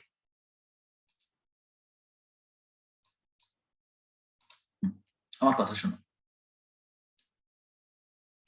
ওই 2012 সালের একটা প্যাসেজ আমি সলভ করাবো। ওই প্যাসেজের মধ্যে আছে, যেমন ধরো এই জাস্ট ক্লাস শেষে তোমরা সলভ করতে পারবা। সুন্দরবন সংলগ্ন জেলাগুলোর জলজ ঝোপঝাড় বহুল, বিল ঝিল হাওর বহুল, সরি সুন্দরবন সুন্দরবন সংলগ্ন জেলাগুলোর ওই যে বাগেরহাট সদর উপজেলার তারপরে আদঘাস বন নলখাগড়া হুগলা কেনি হুগলা আজীবন সহ অন্যান্য এরকম একটা হাবিজাবি বাক্য আছে, দেখো এটা আমরা ক্লাস শেষে করাবো। পুরো প্যাসেজের মধ্যে এই দুইটা বাক্যই কঠিন। আবার বললাম, তুমি 38তম বিসিএস এর প্রশ্নটা দেখো, মোটামুটি পুরো প্যাসেজটাই সহজ, প্রথম বাক্য আর মাঝখানে বাক্য একটা খুব কঠিন। একটা প্যাসেজে সব বাক্য কঠিন থাকে না, দুই একটা বাক্য কঠিন থাকে। আমরা ওই দুই একটা বাক্য দ্বারা বেশি প্রভাবিত হই। তুমি মাথায় রেখো, এই দুই একটা বাক্যকে আমি একটু আলাদা প্রয়োজনে রাফ করব, আর একটা একটু নরিশ করব, আর বাকিগুলো আমার দ্বারা নিয়ন্ত্রণে। 1 নম্বর পয়েন্ট বলো, একটা প্যাসেজ যত যাই হোক পুরো প্যাসেজের সব বাক্য কঠিন না, দুই একটা বাক্য কঠিন। Think easily. আচ্ছা, তারপরে অবশ্যই সকল বাক্য কঠিন না, অবশ্যই এমন কোনো প্যাসেজ দেখাইতে পারবো না যে এখানে সব বাক্যই কঠিন, দুই একটা বাক্য বেশ ঝামেলাপূর্ণ থাকবে। ওকে, আচ্ছা এখন কঠিন কাঠামোর বাক্যগুলোকে অনুবাদ করার পূর্বে নিজস্ব কাঠামো প্রয়োগ করব। আবার এই কথা শুনুন, দিস ইজ মাই পয়েন্ট। এটা অর্থাৎ কথা শোনো, বাক্যটা যেভাবে দেয়া আছে প্যাসেজে ঠিক সেইভাবে সেই স্ট্রাকচার অবিকল অনুসরণ করে অনুবাদ করতে আমরা বাধ্য নই। এটা লিখে দিছি। অর্থাৎ প্যাসেজে একটি বাক্য যে স্ট্রাকচারে প্রদত্ত হয়েছে অবিকল সেই কাঠামো অনুসরণ করে অনুবাদ করা বাধ্যতামূলক না। এই কথাটা যত বলবো অনুবাদ তত কঠিন হবে। ধরো আমার সামনে এনে কথা বলতেছি, একটা প্যাসেজের একটা বাক্য তুমি খুব কঠিন পাচ্ছ, একটু পরে দেখবো উদাহরণগুলো দেখলে বলবা। কঠিন বাক্যটাকে ওই প্যাসেজ যেভাবে দেওয়া আছে এইভাবে অনুবাদ করতে গেলে হয়তো এটা কঠিন হবে, কিন্তু আমরা যদি আমার নিজের মতো করে অনুবাদটা তৈরি করি, নিজের মতো করে বাক্যটাকে একাধিক বাক্যে সাজিয়ে ফেলি, এটাকে যদি আমরা বাক্যটা যদি সিম্পল থাকে এটাকে যদি আমরা কমপ্লেক্স কম্পাউন্ডে নিয়ে ফেলি, কমপ্লেক্স কম্পাউন্ডে থাকলে সিম্পলে নিয়ে ফেলি, তাহলে অনুবাদটা অবশ্যই কঠিন হবে। প্রথমে হলো, যদি বাক্যের কাঠামোটা আমার নিয়ন্ত্রণে না থাকে, I will change the structure of that sentence. এটা অবশ্যই লিগ্যাল, এটা কোনো, এবং আমি এই কথাটা কি বলছি দেখো, যে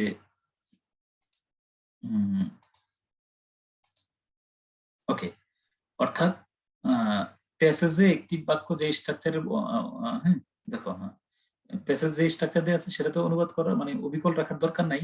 অতএব আমরা কি করতে পারবো, সিম্পল সেন্টেন্সকে কমপ্লেক্স বা কম্পাউন্ড সেন্টেন্সে, সিম্পল সেন্টেন্সকে কমপ্লেক্স বা কম্পাউন্ড সেন্টেন্সে, কমপ্লেক্স বা কম্পাউন্ড সেন্টেন্সকে সিম্পল সেন্টেন্সে, আর একটা বিশাল আকৃতির বাক্যকে একাধিক স্বতন্ত্র বাক্যে রূপান্তর করে অনুবাদ করতে পারবো। একটু পরে হাতে নাতে আমি দেখাবো যে প্রথম আলোটা সলভ করলে আমাদের হবে বা ইয়াটা সলভ করলে হবে। এই কথাটা ভোলা যাবে না, মনে রাখবো কখনো কখনো স্ট্রাকচার পরিবর্তন করে লিখলে অনুবাদ শুধু সহজই না সুন্দরও হয়। আমরা সামনের দিকে দেখবো যে স্ট্রাকচার পরিবর্তন করে যদি আমরা লিখি, অনুবাদটা যে সহজ হয়েছে এমনটা না, বরং স্ট্রাকচার পরিবর্তন করে লেখার কারণে আর অনুবাদটা সুন্দর হয়েছে। ওকে, আর এবার আসো কমপ্লেক্স বা কম্পাউন্ড সেন্টেন্সের অনুবাদ করার পূর্বে কনজাংশনটিকে গোল দাগ দিয়ে মার্ক করে ফেললে আলাদা বাক্য পেতে সুবিধা হবে। অর্থাৎ যেমন ধরো আমরা একটু সামনেই পাবো বিসিএস পরীক্ষার যে বিবাহ নারীদের সামাজিক নিরাপত্তা দিয়ে থাকে, কিন্তু সামাজিক ব্যবস্থার কারণে নারী তার অধিকার সংরক্ষণ করতে পারছেন না। এই যে কিন্তুতে আমরা যদি গোল দাগ দিই, কিন্তুতে যদি কনজাংশন গুলাকে যদি আমি মার্ক করি তাহলে কি হবে, কনজাংশন গুলোকে মার্ক করলে আলাদা বাক্য পাওয়া যায়, তখন আমি আলাদা আলাদা বাক্যের অনুবাদ করে ফেলবো। আচ্ছা, এগুলো কিন্তু সব প্রাথমিক কথা বলতেছি আমি। দেখো, একজন প্রাথমিক স্তরের অনুবাদকারী হিসেবে অনুবাদ শুরু করার পূর্বে একসাথে লেখা যায় এমন ওয়ার্ড বা ফ্রেজ গুলোকে আমি আন্ডারলাইন করে ফেললে সুবিধাজনক মনে হবে। দেখাচ্ছি। ওকে, চলো একটা উদাহরণ দেখাই, তারপরে এই উদাহরণটা দেখানোর পরে আমি তোমাকে এইখানে এসে কথা বলবো। প্রথম আলোর যে শেখ হাসিনা মাননীয় প্রধানমন্ত্রী যে গতকালকে প্রথম আলোর যে ইয়াটা ছিল 16 জুনের, এই কথাটা আমরা অনুবাদ করব। ওকে, আসো ওইটা একটু বুঝে নিই। বাংলাদেশ সরকার, বাক্যটা হলো কি, বাংলাদেশ সরকার, মূল বাক্যটা পুরো, বাংলাদেশ সরকার দেশের শীর্ষস্থানীয় একটি মানবাধিকার সংগঠন অধিকারের নিবন্ধন নবায়নে অস্বীকৃতি জানানোর পর বিভিন্ন দেশের রাষ্ট্রদূতদের কাছে স্বতঃপ্রণোদিত হয়ে একটি ব্যাখ্যা পাঠিয়েছে। কুল হেড, ঠান্ডা মাথা। এখন আমি লেখার দিকে মনোযোগ দেওয়ার দরকার নেই, আগে আমার কথা শোনো, তারপর তো লেখার জন্য আমি সময় দিয়ে দিয়ে প্র্যাকটিস করাবো আগামী ক্লাস থেকে। এই শীটটা আমি যখন দিয়ে দেবো খাতায় নোট করে ফেলবা, তারপরে আমি আলাদা উদাহরণ দিয়ে বুঝাবো। বাংলাদেশ সরকার দেশের শীর্ষস্থানীয় একটি মানবাধিকার সংগঠন অধিকারের নিবন্ধন নবায়নে অস্বীকৃতি জানানোর পর, বাংলাদেশ সরকার দেশের শীর্ষস্থানীয় একটি মানবাধিকার সংগঠন অধিকারের নিবন্ধন নবায়নে অস্বীকৃতি জানানোর পর বিভিন্ন দেশের রাষ্ট্রদূতদের কাছে স্বতঃপ্রণোদিত হয়ে একটি ব্যাখ্যা পাঠিয়েছে। এই বাক্যটা সরল, জটিল নাকি যৌগিক আমারে বলো একটু। Is it simple, complex or compound? বলো, বাক্যটা সরল, জটিল নাকি যৌগিক? সিম্পল। তো সিম্পল সেন্টেন্সকে যদি আমরা, সিম্পল সেন্টেন্সটা যদি অনেক বড় হয়, সিম্পল সেন্টেন্সটা যদি অনেক বড় হয়, তাহলে আমরা সিম্পলে রাখার দরকার নেই। দেখো, এটাতে তুমি যদি বড় বাক্য মনে করো, এটা যদিও সিম্পলে অনুবাদ করে দেবো, আমরা করতে পারবো, সমস্যা নেই। কিন্তু আমরা যদি সিম্পল সেন্টেন্সটাকে বড় মনে করি, চাইলে আমি I can change the structure of that sentence. আমি অনুবাদটাকে করলাম, বাংলাদেশ সরকার দেশের শীর্ষস্থানীয় একটি মানবাধিকার সংগঠন অধিকারের নিবন্ধন নবায়নে অস্বীকৃতি জানানোর পর, আমি অস্বীকৃতি জানানোর পর এই কথাটাকে আমরা বলি যে অস্বীকৃতি জানিয়েছে। অতঃপর এরপর বিভিন্ন দেশের রাষ্ট্রদূতদের কাছে, আমি এটাকে, এই সরল বাক্যটাকে আমি এখন যৌগিক বাক্যে রূপান্তর করে ফেললাম। হ্যাঁ, দেখো দিস সেন্টেন্স হলো, বাংলাদেশ সরকার দেশের শীর্ষস্থানীয় একটি মানবাধিকার সংগঠন অধিকারের নিবন্ধন নবায়নে অস্বীকৃতি জানিয়েছে এবং এবং পরে এরপর জানিয়েছে এবং পরে বিভিন্ন দেশের রাষ্ট্রদূতদের কাছে স্বতঃপ্রণোদিত হয়ে একটি ব্যাখ্যা পাঠিয়েছে। ওকে, তো প্রথমে হলো I will decorate redesign my structure. বাক্যটা যদি আমি আমার নিয়ন্ত্রণে অনুবাদ করতে না পারি, আমি আগে সাজাই নেব, একাধিক বাক্যে পরিণত করব। তারপরে এবার অনুবাদ করব কিভাবে, অনুবাদ কিভাবে করব তোমাদেরকে আমি এই কথাটা ব্যাখ্যা করার পূর্বে আমি, তোমরা সামনে যেটা পড়বা তোমার একটু ধারণা দিয়ে রাখি আমি সামনে কি পড়বে। দেখো সামনে তুমি পাবে, এই দেখো অনুবাদ করার জন্য প্রথম, এটা হলো ফার্স্ট, আমার তিনটা স্ট্রাকচারের মধ্যে এটা গুরুত্বপূর্ণ। প্রথমে আমরা সাবজেক্ট খোঁজ করব, মনে রাখবা যে প্রথমে সাবজেক্ট খোঁজ করব, তারপরে ফাইনাইট ভার্ব খোঁজ করব, তারপরে আমরা সাবজেক্ট অবজেক্ট খোঁজ করব, কি বা কাকে প্রশ্ন করব, তারপরে অ্যাডভার্বিয়াল খোঁজ করব। যারা যারা একদমই নতুন, ইংরেজিতে দুর্বল, তোমরা মনে রাখবে যে এটা আমার প্রথম ক্লাস, এটা তোমাকে ধারণা দিচ্ছি, আমি তোমাকে হাতে কলমে শেখাবো। জাস্ট আমি তোমার সামনে কি পড়বা সেটা সম্পর্কে আমি আগে ধারণা দিয়ে রাখলাম। ধরো সবসময় আমরা কে বা কারা, প্রথমে সাবজেক্ট খুঁজে বের করব, তারপরে ফাইনাইট ভার্ব খুঁজে বের করব। হ্যাঁ, ফাইনাইট ভার্ব খুঁজে বের করব। কি ডিস্টার্ব করছে বলো তো? আমি কমেন্ট তুমি চাইলে ইয়ে করতে পারবা, হ্যাঁ, কমেন্ট হাইড করে ফেলতে পারবা। কমেন্টের জন্য তোমার ঝামেলা হচ্ছে, কমেন্টটা চাইলে কমেন্ট বক্সে ক্লিক করে দেখো যে হাইড করে ফেলা যায়। হ্যাঁ, আচ্ছা, তো প্রথমে কি সাবজেক্ট, তারপরে আমরা ফাইনাইট ভার্ব বের করব, তারপরে আমরা এই অবজেক্ট বের করব, তারপরে কমপ্লিমেন্ট বের করব, তাইলেই একটা অনুবাদ মোটামুটি হয়ে যায়। আর যদি বলো যে এই প্রক্রিয়ায় হচ্ছে না, তাহলে আমাদের কি হচ্ছে দেখো, আমি তোমাদেরকে নোট 9-এ একটা পড়াবো, নোট 9-এ দেখাচ্ছি, সামনের দিকে পাইবা। যদি এটাতে কাজ না হয়, ওকে, নোট 7-এ এবং নোট 1-এ কাজ হলো না, তখন সাধারণত এই স্ট্রাকচারটা মিলে থাকবে। দেখাচ্ছি আমি।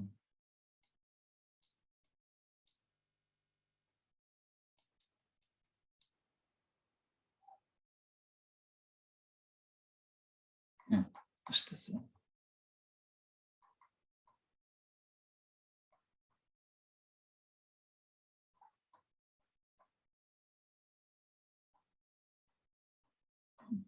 এই যে এটা আমরা কি করব, সাবজেক্ট এবং ভার্বের অনুবাদ লিখে সবার শেষ থেকে শুরুতে চলে আসবো।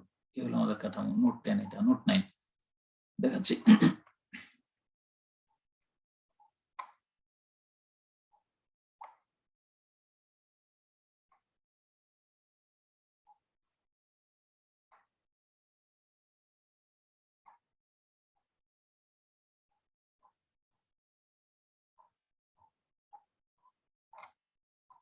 সরি, একটু সময় দাও। হ্যাঁ, পাইছি। এই যে নোট 9, উপরের নোটগুলো বিশেষত নোট 2 প্রযোজ্য না হলে subject plus verb plus object এই অংশটুকুর অনুবাদ লিখে সরাসরি বাক্যের শেষ দিক থেকে অনুবাদ করে ক্রমান্বয়ে বাক্যের শুরুর দিকে অগ্রসর হলে অধিকাংশ বড় বাক্যের অনুবাদ মিলে যেতে পারে। এগুলো কিন্তু আমি ধারাবাহিকভাবে 2-3টা করে নিয়ম পড়াবো। কুরবানি ঈদের আগে আমার টার্গেট হলো মানে অনুবাদটাকে একটা নিয়ন্ত্রণে নিয়ে আসা। আচ্ছা, এবার শোনো, আমি প্রথমে বলছি যে নোট 2-তে যেটা আমি ধারণা দিয়েছি, নোট 2-তে যে আমরা প্রথমে সাবজেক্ট খুঁজে বের করব, তারপরে কি বের করব, সাবজেক্ট ফাইনাইট ভার্ব। হ্যাঁ, এই যে এটা প্রথমে আমরা সাবজেক্ট, তারপরে ফাইনাইট ভার্ব, তারপরে আমরা কি বা কাকে প্রশ্ন করব, তারপরে কোথায় কখন কিভাবে প্রশ্নগুলা করে উত্তর বের করব। এই প্রক্রিয়া যদি না মিলে তাহলে আমরা ইয়েতে করব, কোথায় যাব বলো, নোট 9-এ চলে যাব। এগুলো সামনে পড়বা, চলো আমরা একটু নিয়ম পড়া ছাড়া আগে একটু প্র্যাকটিস করে আসি। ওকে, ধরো এই যে আজকে কয় তারিখ, 16 জুন। আজকে কয় তারিখ, জন বলো তো? 16 তারিখ, ও গতকালকে 15 জুন হবে। আচ্ছা, এইখানে এই লাইনটা আমরা একটু পড়ি। প্রধানমন্ত্রী শেখ হাসিনা, খুব ভালো করে খেয়াল করো, প্রধানমন্ত্রী শেখ হাসিনা বিশ্বব্যাপী শান্তিপূর্ণ ন্যায্য ও অন্তর্ভুক্তিমূলক সমাজ গড়ে তোলার প্রয়াসে সামাজিক ন্যায় বিচারে বিনিয়োগ করার জন্য বিশ্ব সম্প্রদায়ের প্রতি আহ্বান জানিয়েছে। প্লিজ নোট পরে করো, নোট তো সুন্দর করে লিখে দেবই। তাহলে প্রধানমন্ত্রী শেখ হাসিনা, প্রাইম মিনিস্টার শেখ হাসিনা, ওকে, প্রাইম মিনিস্টার শেখ হাসিনা, এটা সাবজেক্ট। দেখো আমি তো বলছি প্রথমে আমরা কি করব, এখানে দেখো প্রথমে আমরা সাবজেক্ট খুঁজে বের করব, কে বা কারা পেলে কিন্তু আমরা সাবজেক্ট পাই, কে বা কারা। তাহলে প্রধানমন্ত্রী শেখ হাসিনা এখানে সাবজেক্ট, ওকে। তাহলে প্রধানমন্ত্রী শেখ হাসিনা, আমরা সাবজেক্ট খুঁজে বের করার পরে আমাদের একান্ত চেষ্টা থাকবে আমরা ফাইনাইট ভার্বটা খুঁজে বের করার জন্য। ফাইনাইট ভার্ব কই, সাধারণত বাংলা বাক্যের শেষে ফাইনাইট ভার্বটা থাকে, ওকে। ফাইনাইট ভার্ব কি, এই যে ফাইনাইট ভার্ব, ওকে, যে আমরা কি বা কাকে প্রশ্ন করব, ওকে। দেখো তো কি হলো, প্রধানমন্ত্রী শেখ হাসিনা কি করেছেন, আহ্বান জানিয়েছেন, ঠিক আছে কিনা। তাহলে 1 নম্বর 1 আমি মার্কিং করে ফেলি তোমাদের জন্য এখানে। তাহলে প্রথমে আমরা নিয়ে আসবো prime minister Sheikh Hasina, 1, prime minister Sheikh Hasina আহ্বান জানিয়েছেন, এটা হলো 2, আহ্বান জানিয়েছেন, ঠিক না, আর্জড, কল্ড অন, আপিল করেছেন কাকে? বিশ্ব সম্প্রদায়কে, বিশ্ব সম্প্রদায়ের প্রতি, বিশ্ব সম্প্রদায়কে, টু লাগবে না এখানে, বিশ্ব সম্প্রদায়কে। The world community, 3 the global community. দেখো এরপরে আমি কিন্তু বলছি যে এরপরে সাধারণত একটা অনুবাদের একটা সিক্রেট শুনে রেখো, এটা নোট 9-এ গিয়ে পড়াবো, নোট 9-এ গিয়ে পড়াবো। আমি তোমাকে ধারণা দিচ্ছি মূলত যে সাধারণত শেষ থেকে শুরুর দিকে গেলে অধিকাংশ ক্ষেত্রে অনুবাদ মিলে যায়। দেখো প্রধানমন্ত্রী শেখ হাসিনা আহ্বান জানিয়েছেন তাহলে কাকে? বিশ্ব সম্প্রদায়কে। তারপরে কিসের জন্য? বিনিয়োগের জন্য। তার বিনিয়োগের জন্য ইংলিশ কি? For investment, for the investment, for investing, to invest, to invest বা ফর ইনভেস্টিং, ফর। ওকে, শেষ থেকে শুরুর দিকে যাইতে থাকো, দেখবো যে অনুবাদ মিলে যাবে। সামাজিক ন্যায় বিচারে, তাহলে কোথায়? ইন সোশ্যাল ন্যায় বিচার কি বলো? Justice, social equity, social justice, 5। এরপরে কি? গড়ে তোলার প্রয়াসে। ধরো তুমি গড়ে তোলার প্রয়াসে, ইংরেজি জানো না, কি দরকার আছে এত গড়ে তোলার? এই যে বাংলা বাক্যটাই শেষ করছি, গড়ে তুলতে। আমি যদি গড়ে তোলার প্রয়াসে বলি তাইলে তোমার জন্য অনেক সময় ইংরেজিটা বের করা কঠিন মনে হতে পারে। তুমি বাংলাটা ঠিক করো, গড়ে তুলতে, গড়ে তোলার জন্য। তাহলে ফর বিল্ডিং আপ বা to build, to set up is a 6। কি গড়ে তোলার জন্য? এর আগে আছে শান্তিপূর্ণ, ন্যায্য এবং কি বলো, অন্তর্ভুক্তিমূলক সমাজ। তাহলে build a peaceful,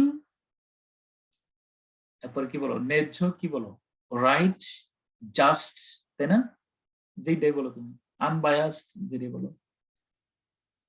and inclusive society, society. এরপরে এর আগে আছে কি? 7 গ্লোবালি। এটা একটা প্রক্রিয়া। দেখো আমি সাবজেক্ট ভার্বের অনুবাদ করলাম, করে আমি শেষ থেকে শুরুতে চলে আসলাম, অনুবাদ কিন্তু হয়ে গেল। এটা একটা প্রক্রিয়া। এটা নোট 9 খুব ভালো করে বুঝিয়ে দিয়েছে। দেখো তুমি এবার দেখো, প্রাইম মিনিস্টার শেখ হাসিনা আহ্বান জানিয়েছেন বিশ্ব সম্প্রদায়ের প্রতি, এরপরে বিনিয়োগ করার জন্য সামাজিক নিরাপত্তা, সামাজিক ন্যায় বিচার গড়ে তোলার প্রয়াস। অর্থাৎ শেষ থেকে শুরুর দিকে যাওয়ার ফলে অনুবাদটা হয়ে গিয়েছে। আমি তোমাদেরকে আবার একটু করে শোনাচ্ছি। ওকে, দেখো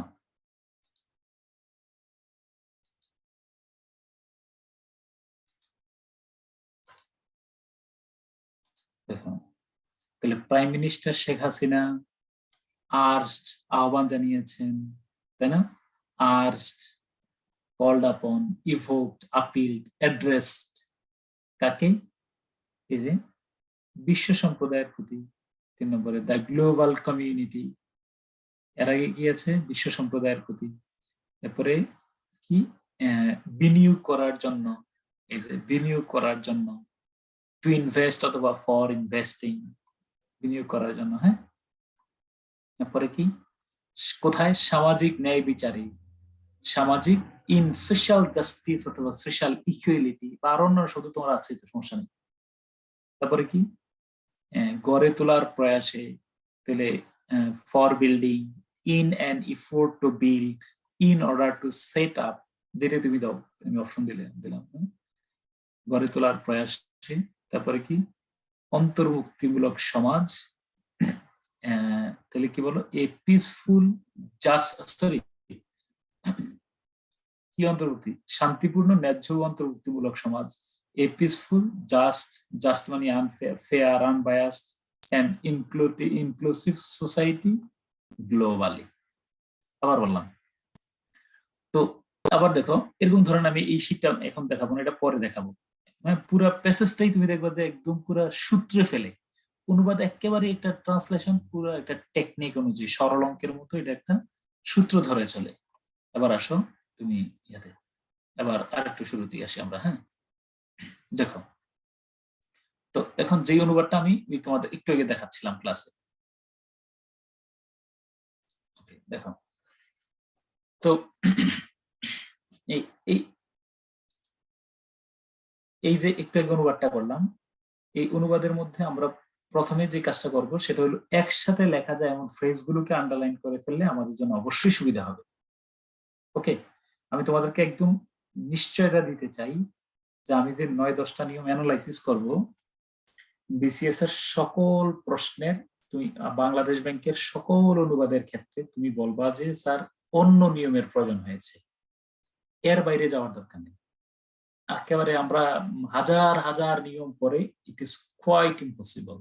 তুমি নিয়ম আপাতত রেখা দাও, অল্প কথা শোনা। আমি তোমাকে 100% একিউরেট আমরা কেউই না, আমি একদম পুরো শতভাগ একিউরেট হয়ে যাবে এমনটা না, কিন্তু অনুবাদ যে তোমার ভুল হবে না এটা আমি নিশ্চিত ইনশাল্লাহ বলতে পারি। তুমি শুধু এই প্রসেসটা ফলো করো, follow the process. Has arts লেখা যাবে, লেখলে কি হয়েছে, সমস্যা কি? তো যেহেতু এটা আগে অনুবাদ করছে, এটা আর্টস এর জন্য, এটা যেহেতু গতকালকে নিউজ, তো এই জন্য আর্টস দিছি, কোনো সমস্যা নেই, হ্যাজ আর্টস দিলে সমস্যা নেই। অতীত নির্দেশক শব্দ না থাকলে হ্যাজ আর্টস দিলে কোনো সমস্যা নেই, কিন্তু যদি গতকালকে বলেছেন তাহলে হ্যাজ দেওয়া যাবে না, যদি গতকাল শব্দটা উল্লেখ করা থাকতো তাহলে দেওয়া যেত না। ওকে,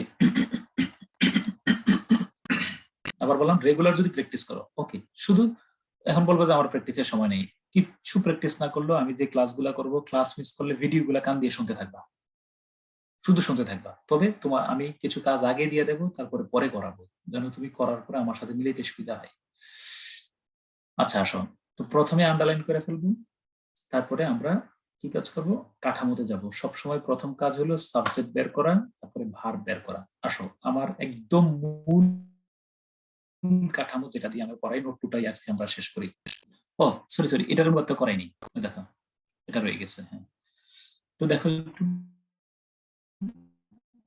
বাংলাদেশ সরকার, হ্যাঁ তুমি আগে দেখো, আমরা বাক্যটাকে আগে নোট ওয়ান হলো বাক্যটাকে ডিজাইন করা, বাক্যটাকে আমার মতো করে মানে ছাঁচে ফেলা, মানে কিভাবে আমি সহজে অনুবাদটা করতে পারি।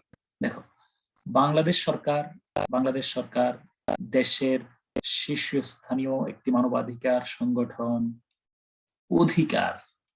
অধিকারের নিবন্ধন নবায়নে অস্বীকৃতি জানিয়েছে।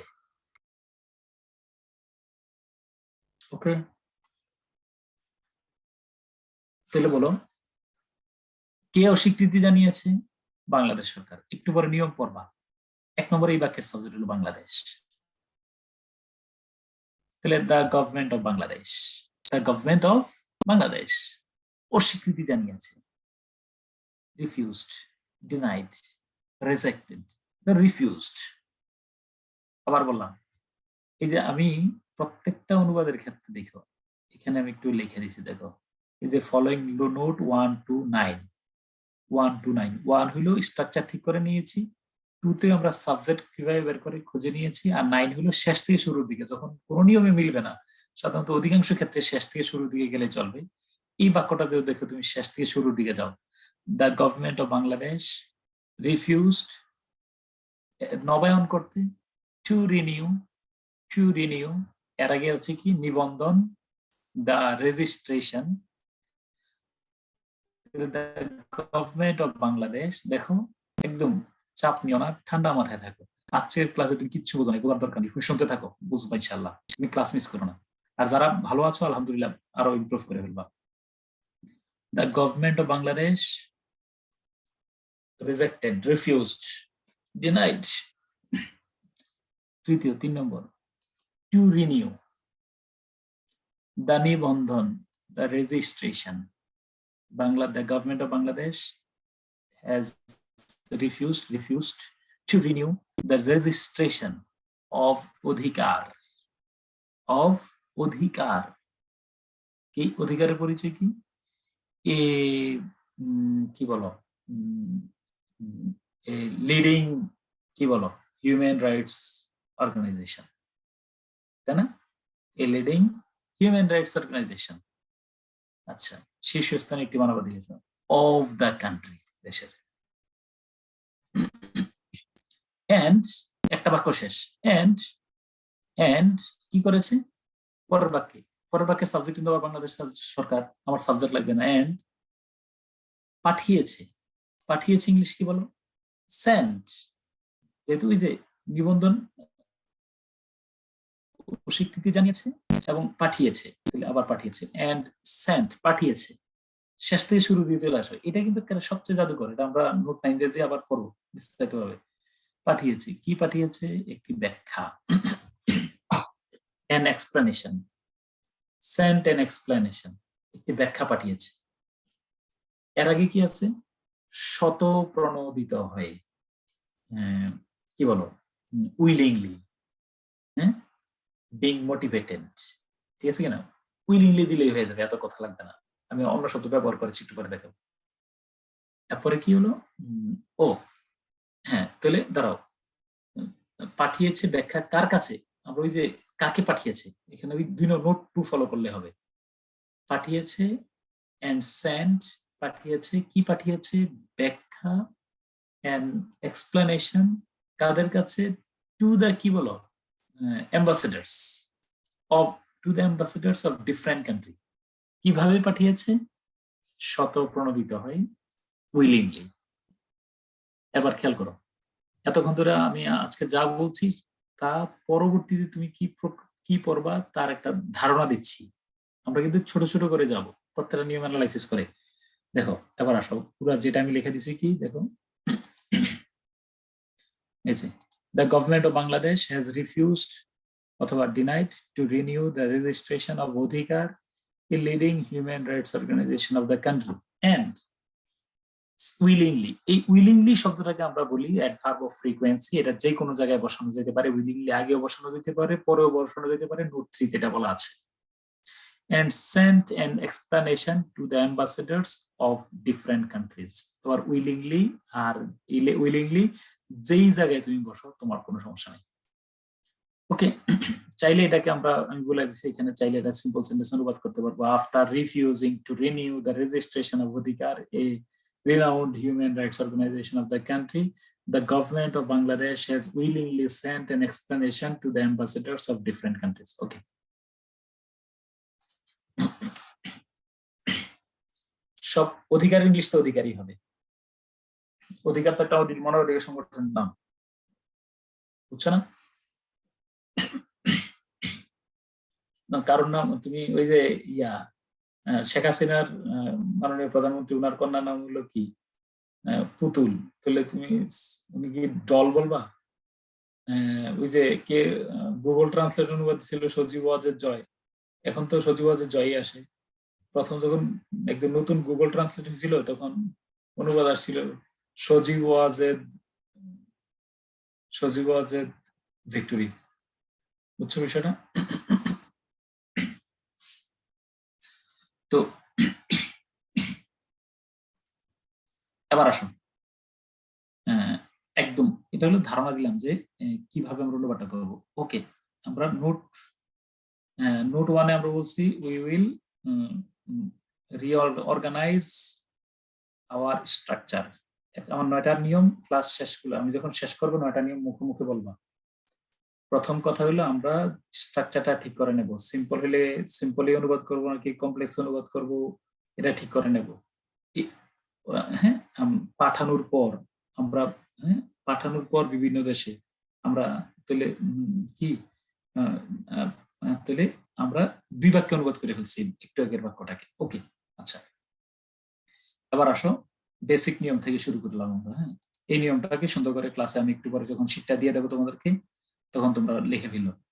ইংরেজি থেকে বাংলা অনুবাদের সবচেয়ে বহুল ব্যবহৃত কৌশলটি হলো প্রথমে সাবজেক্ট, তারপরে ফাইনাইট ভার্ব, তারপরে প্রথমে আমরা সাবজেক্ট খোঁজ করব।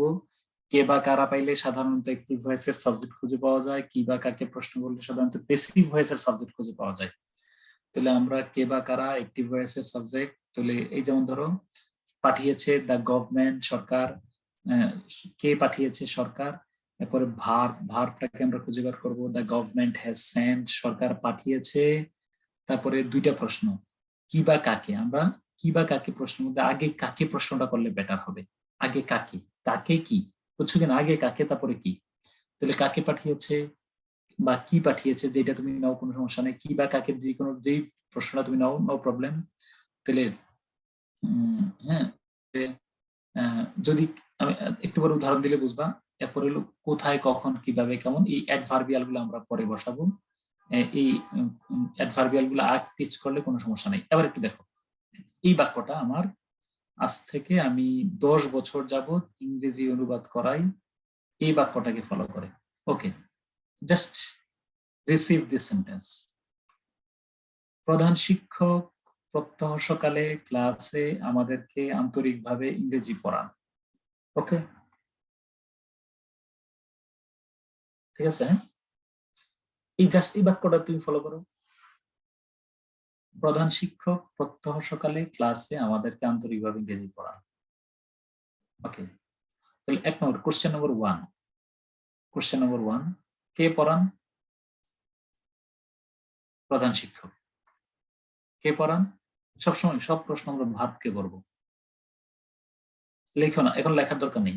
ক্লাসের পরে তুমি লিখবা, এই শীটটা আমি দিয়ে দিলে অবিকল লিখলেই তোমার মাথায় চলে যাবে। প্রধান শিক্ষক। 2 নম্বর কাজ হলো পড়ান। প্রধান শিক্ষক পড়ান, সাবজেক্ট ভার্ব হয়ে গেল।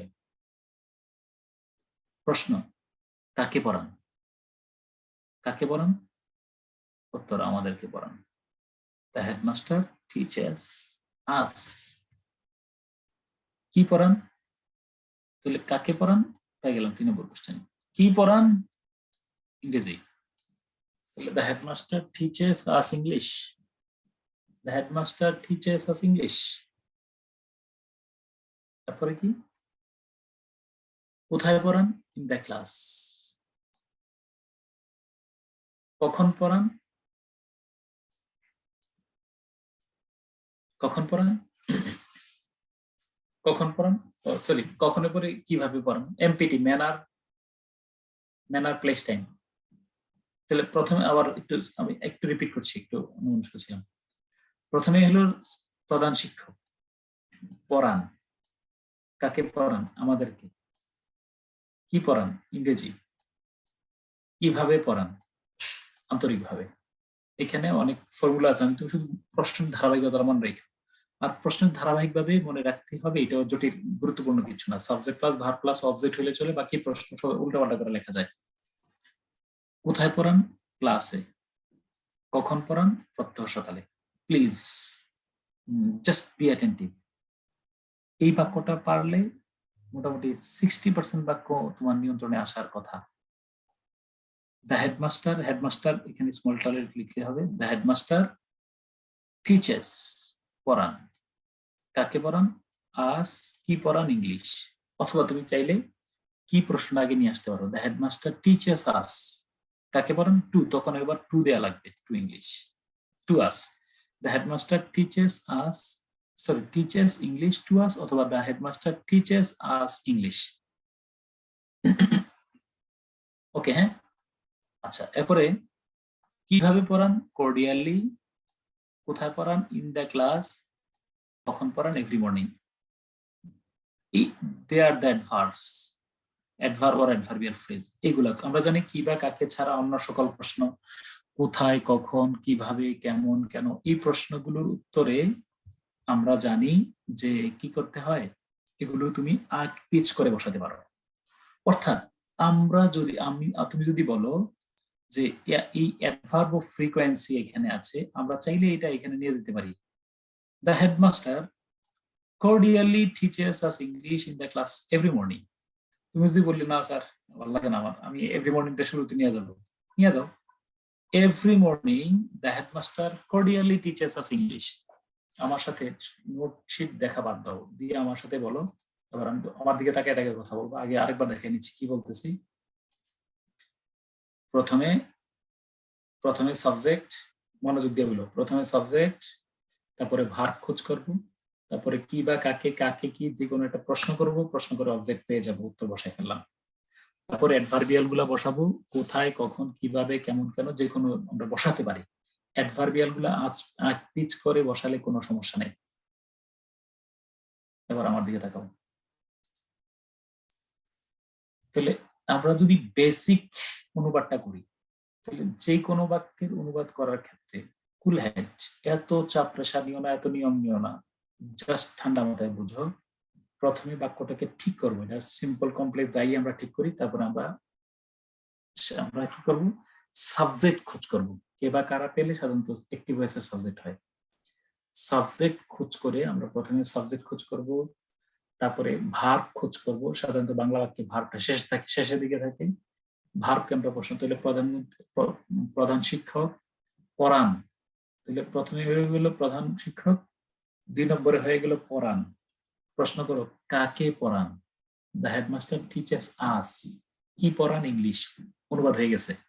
মূল বিষয় হলো এতটুকু ঠিক রাখতে হবে, the headmaster teachers us English, অথবা the headmaster teaches English to us. এতটুকুই অনুবাদের তোমার ভিত্তি হয়ে গেছে। এখন যদি বলো বাকিটা কি, বাকিটাতে হলো এই যে বাকিগুলো হলো অ্যাডভার্বিয়াল, যে কোথায় পড়ান, কখন পড়ান, কিভাবে পড়ান, যাই আসুক। Adverb cordially, in the class, every morning, এগুলা চাইলে তুমি একটু এদিক ওদিক করে পড়া বসালে নো প্রবলেম। এগুলাকে ধারাবাহিকভাবে রাখা মুস্তাহাব, নট ফরজ ওয়াজিব কিচ্ছু। কিন্তু সাবজেক্ট ভার্ব অবজেক্ট এটা ধারাবাহিকভাবেই বসাইতে হবে। ওইগুলা এলোমেলো করে ফেলে কোনো সমস্যা নেই, তুমি এভরি মর্নিং শুরুতে নিয়ে আসো। Every morning the headmaster teachers us English. Adverbial empty follow করা যেতে পারে। হ্যাঁ, অ্যাডভার্বিয়ালের সিরিয়াল আছে, বাট ইট ইজ মুস্তাহাব, ইট ইজ মুস্তাহাসান, ইট ইজ নট অব্লিগেটরি। আবার বললাম অ্যাডভার্বিয়ালের সিরিয়াল অবশ্যই অব্লিগেটরি না। এত চাপ প্রেশার মাথা থেকে ফেলাও। আচ্ছা আমারে বলো, তুমি আমারে বলো। আমি যদি বলি every morning the headmaster cordially teachers us English in the classroom, বলেছে অনুবাদ? আমি প্লেস্টারে শুনি in the class the headmaster teachers us English every morning. কি সমস্যা আছে? নাই। আমার সাথে বলো, অ্যাডভার্বিয়াল আগে পরে যে জায়গায় বসাই স্বাধীনতা আমার। অ্যাডভার্বিয়াল যে কোনো জায়গায় আমি বসাইতে পারি। আবার এত ও তো কত কাহিনী টাহিনী জানি না, আমি এত জানি না কাহিনী। আমার আগে বলো সাবজেক্ট ভার্ব অবজেক্ট আছে কিনা। আলহামদুলিল্লাহ রাব্বিল আলামিন। আর বাকিগুলো তুমি ইচ্ছা মতো বসাও।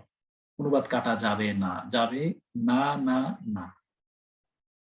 ভাষা তুমি নিয়ন্ত্রণে আনতেছো কি জন্য? আচ্ছা আসো আবার দেখো, দেখো হ্যাঁ, এই যে আবার দেখো, মা শিশুটিকে রাতে মনোযোগ সহকারে ছাদ থেকে চাঁদ দেখান।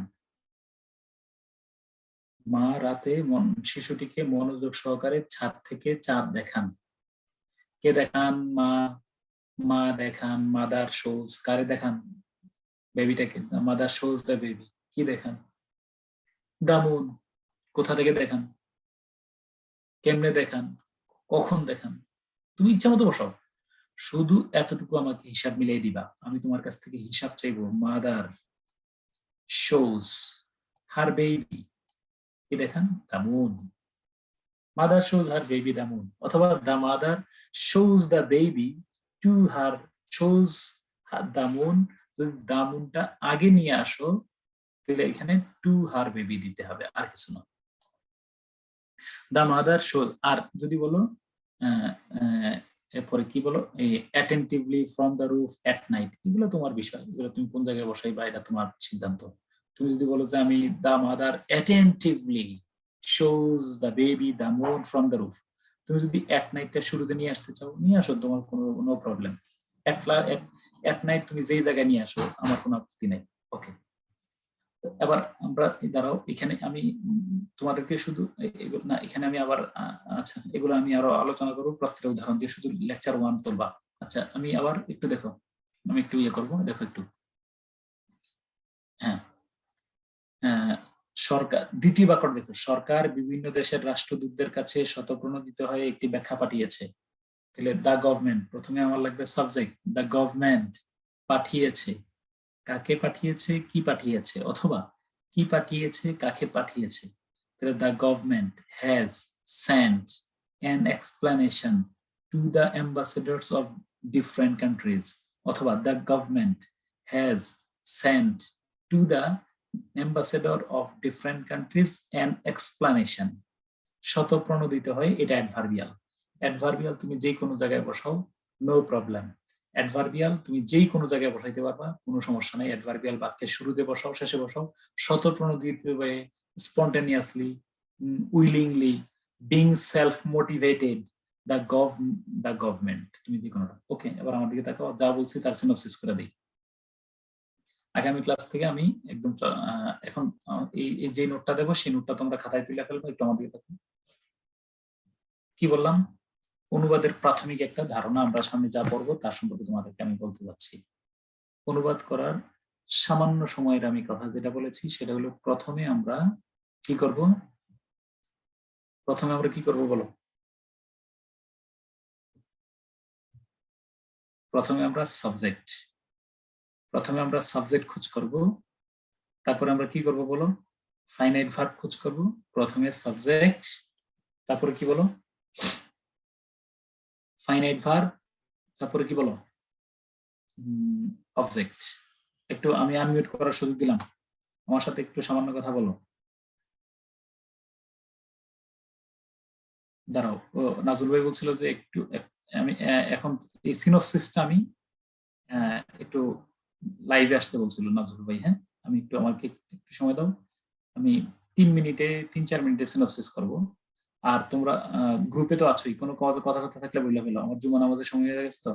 হ্যাঁ হ্যাঁ হ্যাঁ, দেখো, তুমি শুধু আস্থা রাখো, যে নিয়মগুলো পড়াবো, অনুবাদে যদি তোমার কোনো জায়গায় সমস্যা হয় তাহলে রেসপন্সিবিলিটি কিন্তু আমাদের উপর আসবে।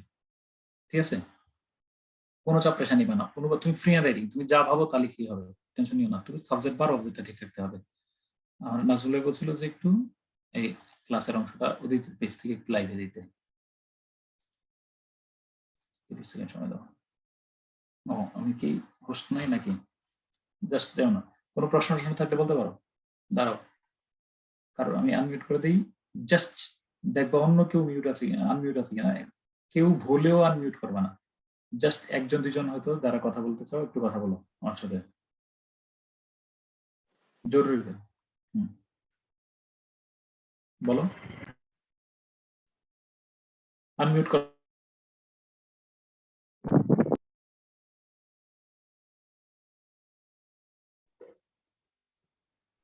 সালাম আলাইকুম স্যার।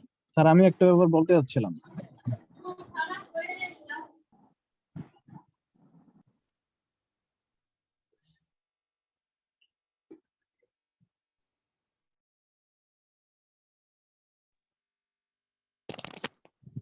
তাড়াতাড়ি বলে ফেলো, কুইক বলতে হবে তো তাড়াতাড়ি। হ্যাঁ, ওকে, টাইম শেষ। আচ্ছা, এবার আমি একটু স্যার আমি একটা ব্যাপার বলতে যাচ্ছিলাম স্যার।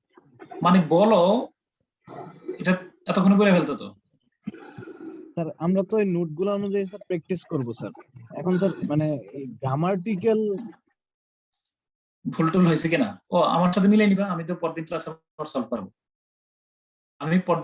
সলভ করাবো। হ্যাঁ, সমস্যা নেই। তোমরা আগে, আমি বলে রাখি, এবার আগে আমি বোর্ডে লিখে দিতাম এবং সাথে সাথে, এবার যেহেতু আমি বোর্ডে এখন আমি বোর্ড ম্যানেজ করতে পারি নাই, আমি নোট দেব, দেওয়ার পরে আমার সাথে ওই নোটের আলোকে প্রথম আলো বা বিভিন্ন বাক্যগুলার অনুবাদ করবা।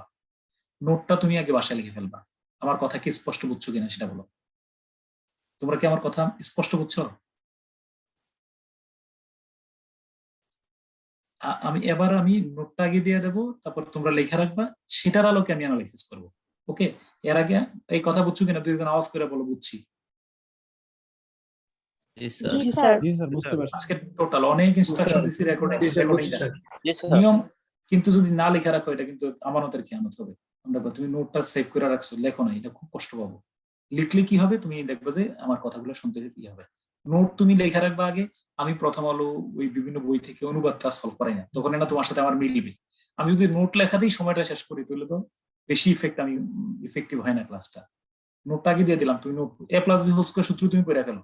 এই যে সাবজেক্টের পর বার বসে হাবিজাবি কথা তুমি লিখে ফেলো, এবার আমার সাথে মিলাও, আমার সাথে প্র্যাকটিস করো, দ্যাটস ওকে। আর কিচ্ছু করা লাগবে না। সামনের ক্লাসে তুমি যা কিছু করো না করো, শুধু রেকর্ডিং দেখবা যদি সময় না পাও, আমি কিভাবে অনুবাদটা করলাম। দ্যাটস ওকে, আলহামদুলিল্লাহ 5-7টা ক্লাস করলে দেখো যে হাতের চালু হয়ে যাবে। ওকে, স্যার আপনার সাথে স্যার যোগাযোগ করবো কিভাবে? আমার একটা হোয়াটসঅ্যাপ নাম্বার আছে, ওই যে দেখবা আমি ওই যে BCS journey with Sharif sir আছেন, ওইখানে হোয়াটসঅ্যাপে আমার ফোন দিও ইমার্জেন্সি হলে। হ্যাঁ ছিলাম স্যার, পাইনি। ফোন দিও তাহলে আমি না ধরতে পারলে পরে ব্যাক করবো। ওকে, স্যার ডিটেইল কম্প্রিহেনশন আর ট্রান্সলেশনের কোনো বই ফলো করা লাগবে? কোন বই হ্যাঁ follow বাজার, করা লাগবে? আচ্ছা এগুলো বলে দেবো আমি, আর কয়েকটা একটু সময় নাও, আপাতত নোটগুলো লিখো, তারপর আমি একটা বই সাজেস্ট করবো। ওকে, আমি একটু ইয়ে করি। ওকে, একটু সময় দাও, একটু আমি ওই যে লিস্ট কথাটা অতিথির পেজ থেকে দিতে বলছিলাম।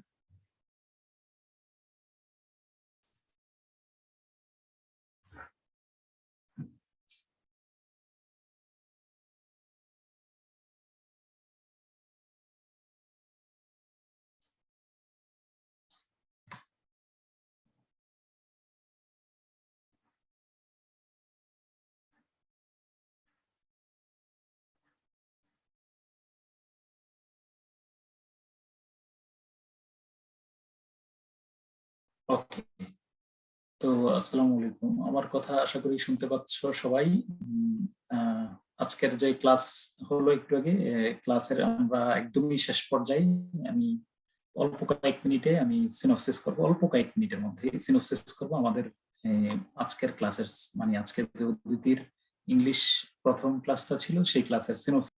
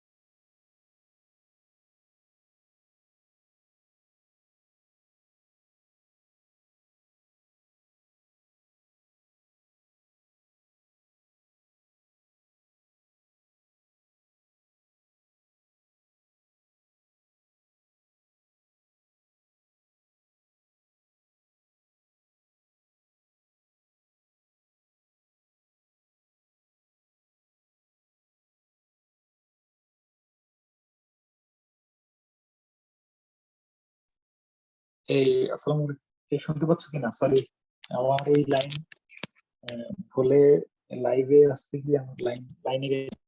ওকে, শুনতে পাচ্ছ তোমরা? সরি, এক্সট্রিমলি সরি, আমি আগামী ক্লাসে লাইভে এসে শেয়ার করবো। হ্যাঁ, আজকে তোমরা শুনতে পাচ্ছ কথা আমার? ক্লাসে পর্যন্তই শুনতে পাচ্ছ কি?